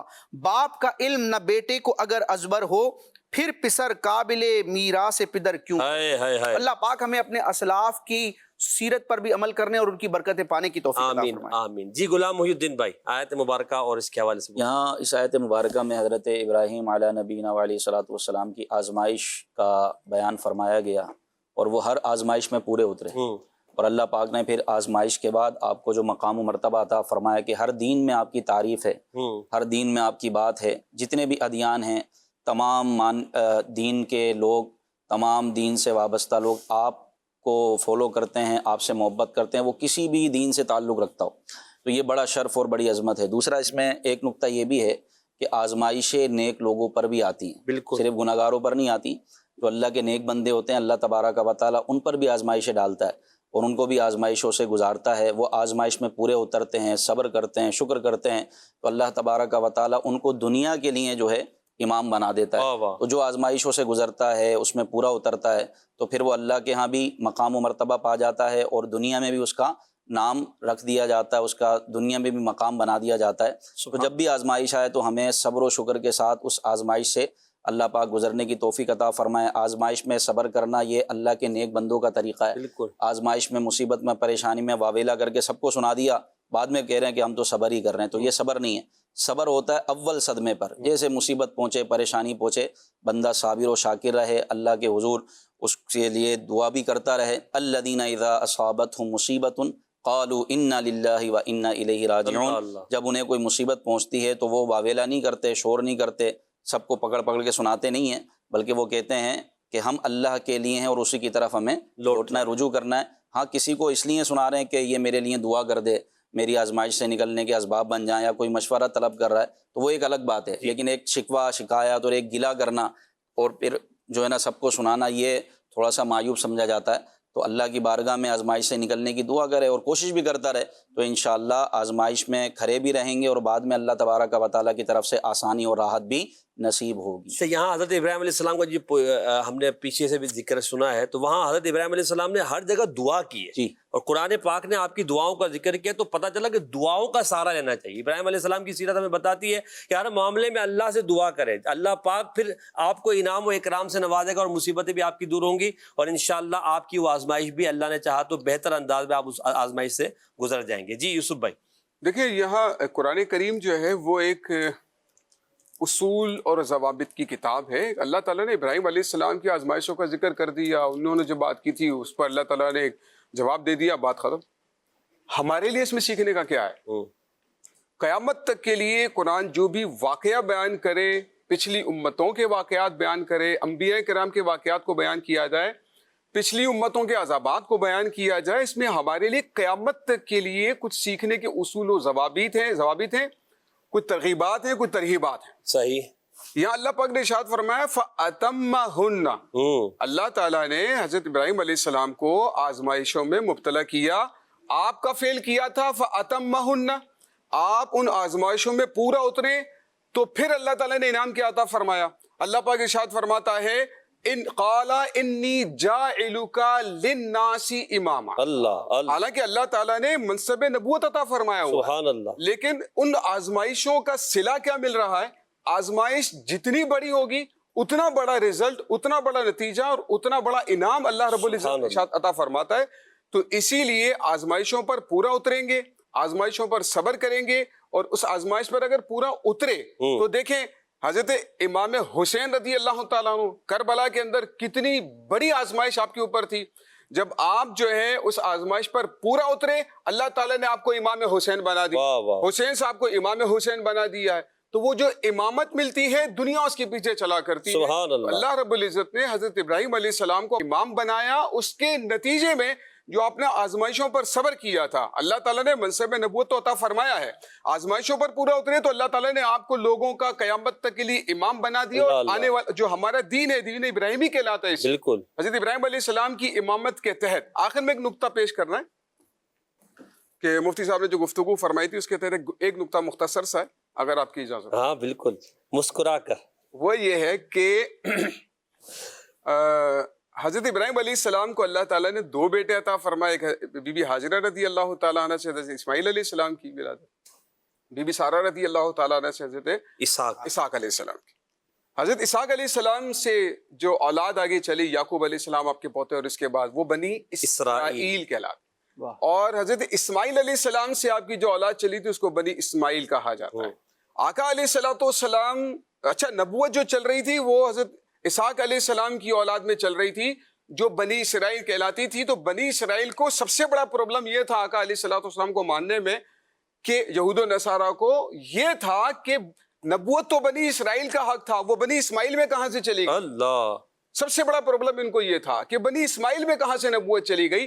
اور دوسرا نقطہ یہ ہے کہ حضرت جیسے مفتی صاحب نے فرمایا ہزاروں انبیاء حضرت اسحاق علیہ السلام کی اولاد سے چلے، ہزاروں انبیاء، اور نبوت کا سلسلہ وہاں سے جاری رہا، یہاں تک کہ جتنے بھی نبی آئے وہ حضرت ابراہیم علیہ السلام کی اولاد میں سے تھے، اور حضرت اسماعیل علیہ السلام کی اولاد میں سے اللہ تعالیٰ نے ایک ہی نبی کو پیدا کیا، وہ اللہ تعالیٰ کے آخری نبی سید الانبیاء صلی اللہ تعالیٰ علیہ وآلہ وسلم۔ یہاں پر مشائخ نے بڑی خوبصورت گفتگو فرمائی، فرماتے ہیں حضرت ابراہیم علیہ السلام سے اللہ تعالیٰ نے دو ترازو گویا کے بنا دیے نبوت کے، ایک اسحاق علیہ السلام کا اور ایک اسماعیل علیہ السلام کا۔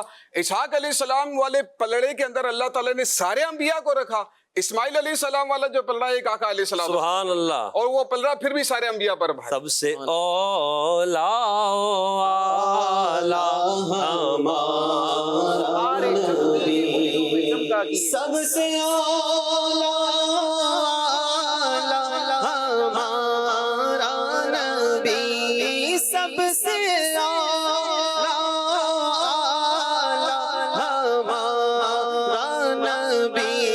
سب سے بالا والا ہمارا نبی، سب سے بالا والا ہمارا نبی، سب سے بالا والا ہمارا نبی۔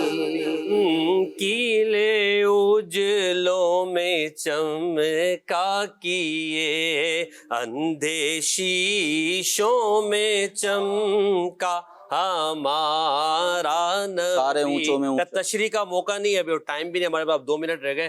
فیضان بھائی 1 منٹ میں کچھ گفتگو اس پہ آیت مبارکہ پہ فرمائیں۔ جو قرآن پاک کی آیت بیان کی گئی کہ ہم نے جو ہے وہ ابراہیم علیہ الصلوۃ والسلام کو چند چیزوں سے آزمایا، فَأَتَمَّهُنْ، آپ ان سب چیزوں میں پورا اترے۔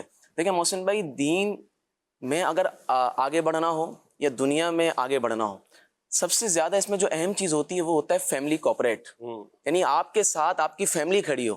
جب حضرت ابراہیم علیہ الصلوۃ والسلام حضرت ہاجرہ کو یہ سرزمین مکہ میں چھوڑ کر جانے لگے تو حضرت ہاجرہ نے کیا فرمایا کہ آپ مجھے چھوڑ کر جا رہے ہیں، یہاں پر نہ انسان ہے، نہ خوراک ہے، نہ پانی ہے۔ چند بار ارشاد فرمانے پر پھر حضرت ہاجرہ نے فرمایا کہ کیا یہ آپ کو اللہ تعالیٰ کا حکم ہے؟ اللہ، تو فرمایا کہ ہاں مجھے اللہ تعالیٰ کا حکم ہے۔